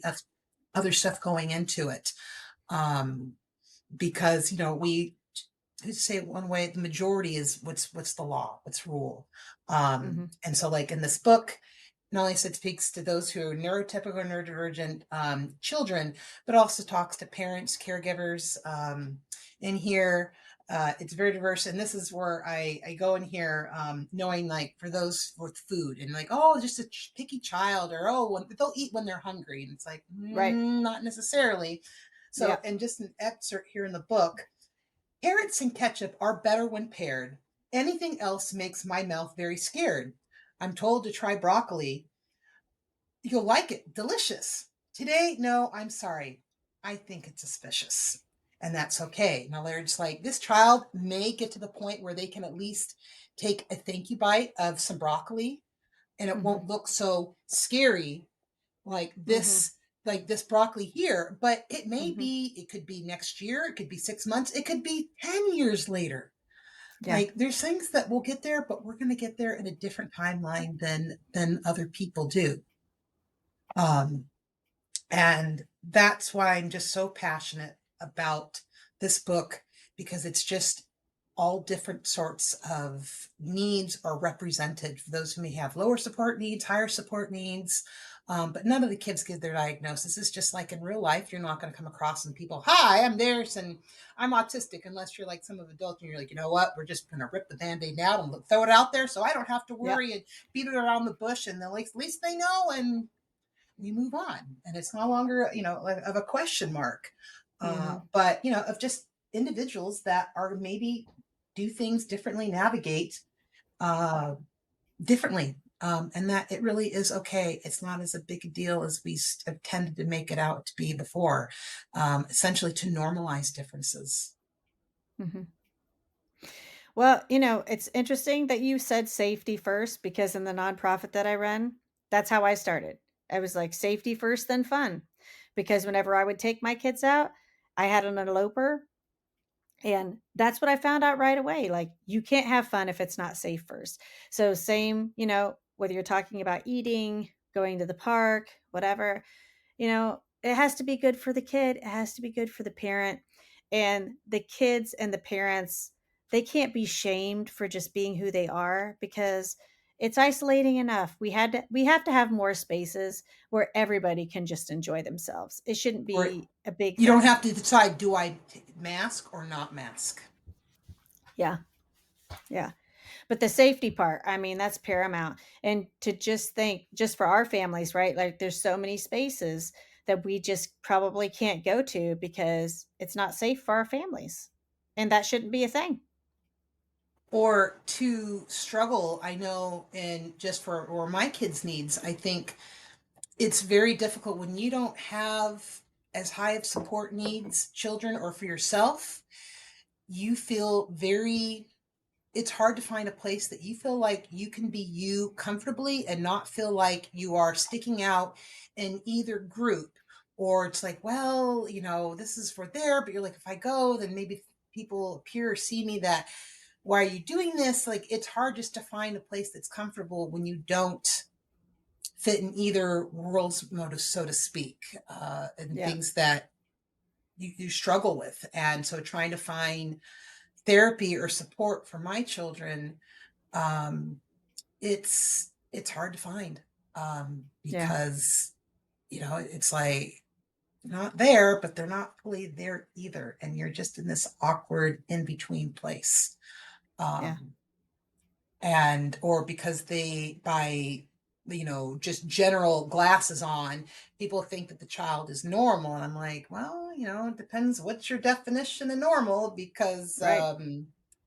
it's like they're struggling right now, and so it's hard just to go to this type of event or to Hmm. participate in maybe this social activity, because they come off really strong to others. And of course, then people want to push back. And then they're wondering, well, Yeah. why aren't, and then the interaction becomes more one sided, because then that person's not contributing just as much because they just are uncomfortable. And so it just leaves kids kind of wondering, like, what am I doing is wrong? Like, why am I pushing people away? Well, and that follows them throughout their life, right? Like I would be considered a high masking individual. I wasn't diagnosed until I was older and I had already had my kids. So I operated throughout my whole life without even knowing. And now I look at my kids and I see some of the issues they're having. And all I can think about is how do I create a safe space where they can be around other people, have lots of different experiences, but also try and create a little bit of a buffer so I can protect them so they as they're developing that it's not like bubble boy or bubble girl, but that they're not so damaged by the negativity as well while they're growing because I've seen that happen too where you're like odd man out all the time and it's not healthy for a kid to develop that way where like it's one thing to not get picked in a few of the games, but it's a far different thing, like, if you're always the one that's left out, and what marks that, like, that lasting mark that that leaves throughout your life, and how you develop, and, how as an adult even it affects your relationships, maybe even your, marital relationships, things like that. Just if we don't do our due diligence now to include these kids, to allow them to develop at a normal rate amongst peers, and teach the other kids how to do that too, that other is not a bad thing, but it's actually a richer experience, we're losing as a society, because our children, our neurodiverse children, they have something to offer too.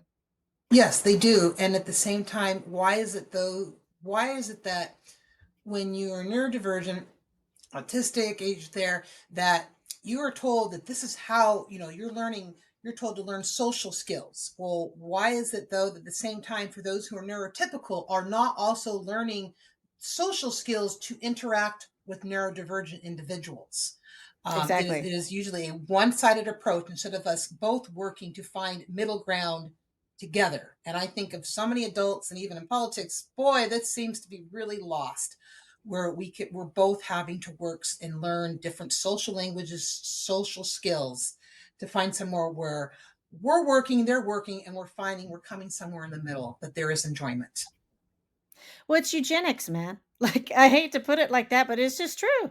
It's like this other that throughout time and at different points in history, it's like, here are the chosen people, and the chosen people act like this and do these things. And then everybody that's outside of that, they're wrong. And we need to adapt how we think about people in general, so that the lines aren't so rigid, where instead of just having this one ideal of the people, if we instead broaden that out and be like, right, admit you're wrong. Just say, in the past, we were wrong. We said some things that were not great. And turns out there's an easier way to do this. And we're just going to cut out some of these things. Mhm. And we would be better off, because all of this stuff that is pushed out to children, like, that's not natural.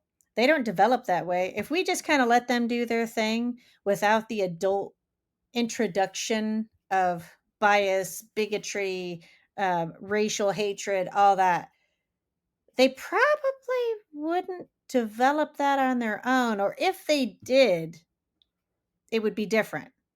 It's the introduction of these things by the adults of the other. It doesn't matter what it is. It's like, maybe someone in your family has a prejudice towards Black people, and they're like, right, like, just, you got to be cautious around those Black people. Like, they're kind of scary. Kids don't automatically just think that Black people are scary. Someone teaches them that. Mhm. Same with, like, the Hispanic community, with a different language. Like, oh, like, those people aren't speaking English. That means they're hiding something, or they're a Oh, and thief, I or experienced from whatever. other adults or seeing, I mean, where I grew up in Southern California, it was a very high, Hispanic population, where probably when you were elementary school pictures and the class pictures, if you were white, you were the minority actually. Hmm. But and then even a neighbor and what they're feeling toward those who are black and some of the neighbor in the corner and um so it is interesting to see and feeling kind of that fight between, well, are what they saying real and true? Is there any truth to it? And is there not, like, and just trying to figure that out of what that point where you go from maybe this is what you're taught to, all right, now this is what I really believe now as an adult. Well, and this is what I find fascinating about the neurodivergent community, because I think internally as children, because for the kaleidoscope of things that we think, when it comes to social justice and things like that, there's more of a hard line. So when you tell an autistic kid or a neurodivergent kid, for example, something that is not okay, like, It's not okay to hate people. They're going to take that to the grave. If you tell some autistic kid that, like, it is not okay to discriminate against people, like, we love everyone, then you have now made an advocate or a mini activist out of that child, because that one thing that you told them was gospel, they're going to run with it. And that little 5-year-old, when they go to church now, if anybody says anything that they think does not align with that thing that you told them, You're gonna they're speak going to up. fight them on it. They're going to fight them on it every single time. And that is why I say I think that the neurodivergent community is an evolution of society, because we are the canaries in the coal mine that is holding society accountable when the injustices are happening, to say, this is wrong. When we were kids, you told us this was wrong. The rules don't change now. Now we're adults, and now we're teaching our own children that that's wrong. And If so that flex line with other people, we don't have that. we did not have those who are neurodivergent over, through time, we would be living in a far less advanced, boring, sad world. I mean, far less creativity and laughter, Mhm, because of things that we thought differently and came up with something and brought it interested to the world. mhm, Um, brilliant minds that, very likely autistic, or had, they were, or very close to it. Without that, it's the spice of life. Um, famous artists, Da Vinci, I mean, more than likely looking at it's not a disease. It's a different brain wiring. And we have a place in the things that we can contribute. It just may not be in the ways that others would, you know, always contribute to the world financially, but of quality. mhm, mhm. Well, and Because I would guess what? Money imagine. still cannot buy happiness, no matter how hard you try. Mhm. I would imagine also these really prolific figures throughout history that maybe not in their lifetime, but eventually made an impact through their art or their literature. They had a champion too telling them, and that's okay. Yeah, very much. I And think so. it's kind of like, in the grand scheme of eternity, is this going to matter? Yeah. Sometimes asking, all right, if my kids are wearing mismatched socks, which to me, like, me personally, my socks have to match, and I've been buying the same brand, the same kind of sock for years and years and years. Mhm. And to see, or the PJs mismatched and the different, I'm like, oh, to me, just there. But I'm like, you know what? In the grand scheme of eternity, if their socks aren't matching or whatever, it's like, I'm letting them be them. And, I can suggest, but, sometimes you have to kind of let them experience and come to those conclusions themselves. Yeah. Well, I think that's a good place to wrap today. And one thing I will ask you that I ask everybody is, if people walk away from this conversation and they don't take anything else away, what would you like them to remember about you? Like, who's Erin at the core? What do you want them to walk away with? That Erin is definitely that woman who, because of a late diagnosis, I've kind of had somewhat of the benefit of both worlds, of which everything comes with pros and cons, but it kind of helps, I feel like, enable me to be an advocate and to educate, because I grew up in a neurotypical world without knowing I was neurodivergent and thought I was just neurotypical, and then to kind of discover this other reason and why. And that allows me somewhat to be able to kind of play translator, to Mhm, maybe help be a bridge between the two, mhm, because I didn't get the answers early on in my life, and it did mhm, require me to have to figure out my own life hacks, mhm, um, because other they weren't being handed to me, so that I can, so through my struggles and my trials, that it is still being used for good to help others and future generations through that. And whether it's because I think in similes a lot, because I can't just say, I feel angry, I feel this. It's like, no, this is the situation, this is going on, and these are Mhm. complicated emotions going in. And I use this because that's how I can best explain how I'm feeling or what it looks like so that I can then help educate about mental health and different neurodevelopmental conditions to take away the stereotypes and going, this is what it's really like for Mhm. individuals. This is what options and treatment are. This is what life is like, so that there is less stigma for people to seek answers about themselves when things just still aren't adding up, no matter at what point in their life. Mhm. That I do these things because of the greater good, not for fame or fortune. Is it okay to make a little money? Yes, I welcome that, but it's not my be all end all. Right. Well, for those of you out there who would like to help make her a little bit of money, where can they buy your book? Well, there are several different ways that it can be purchased.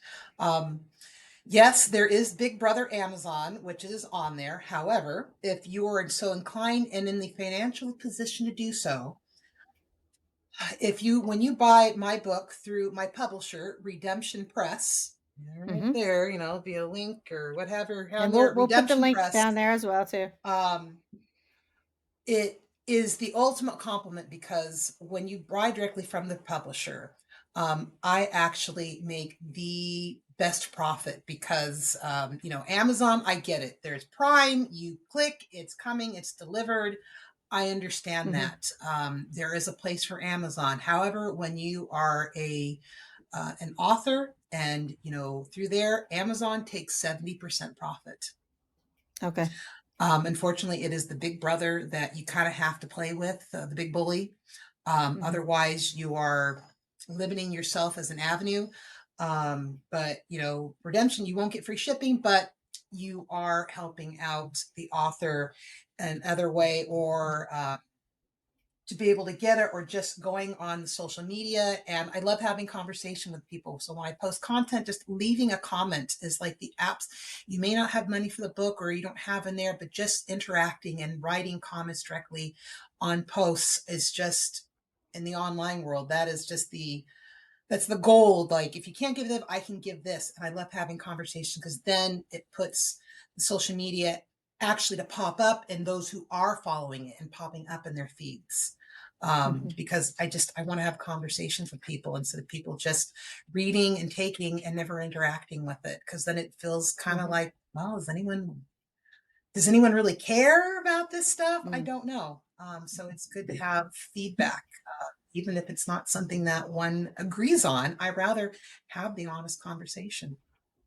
Because a lot of things I do, if I do it, I really do put myself into it and the number of hours and making sure that I'm accurate. It's not just something I rip an image off and do a quick AI for stuff and slap it on there and call it a day. It's really thought out Mhm. and of quality so that anyone can kind of understand it a little bit better without feeling info dumped. Yeah. Yeah, sure. Well, look, I think it's a miraculous achievement that not only are you a published author, but you are also an illustrator of this book. And I very much appreciate you going into the full scale conversation about what publishing looks like. I think that'll be really valuable to people. And the next time you want to come on, just give me a call. If you write another book, most definitely let me know so we can help you push that out there. And if there's anything else that we can help you with in the community to help get that book out there, you let me know. We'll be And there. I guess I will leave it with this. I'm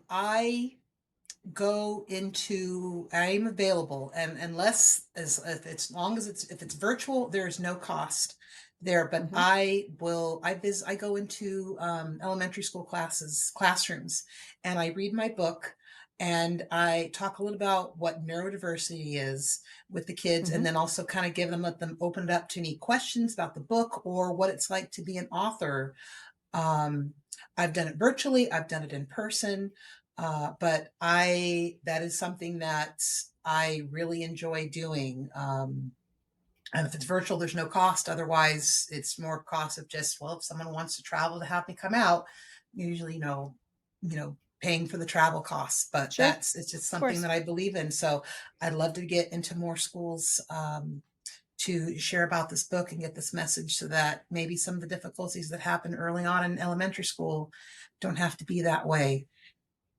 And that they can take some of those, that differences are not big, bad, scary things. And we can be Mhm. more accepting and accommodating of differences in our world.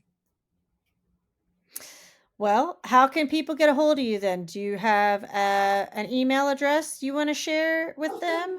Um, I will leave an email address in there.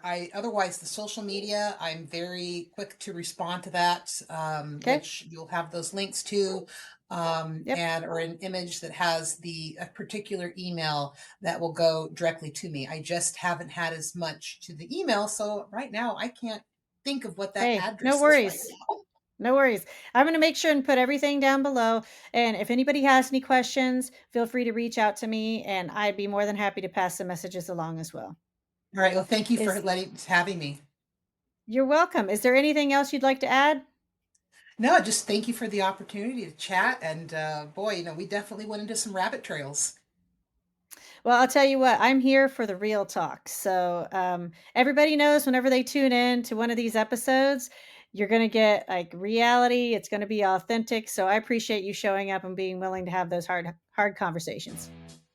Thank you. We are at a pivotal point in American history. We do not have the luxury to remain silent. Programs are disappearing every day. We hope that this podcast raises awareness and sparks a sense of advocacy in you. We all can make a difference. The important thing is to start. See you next time.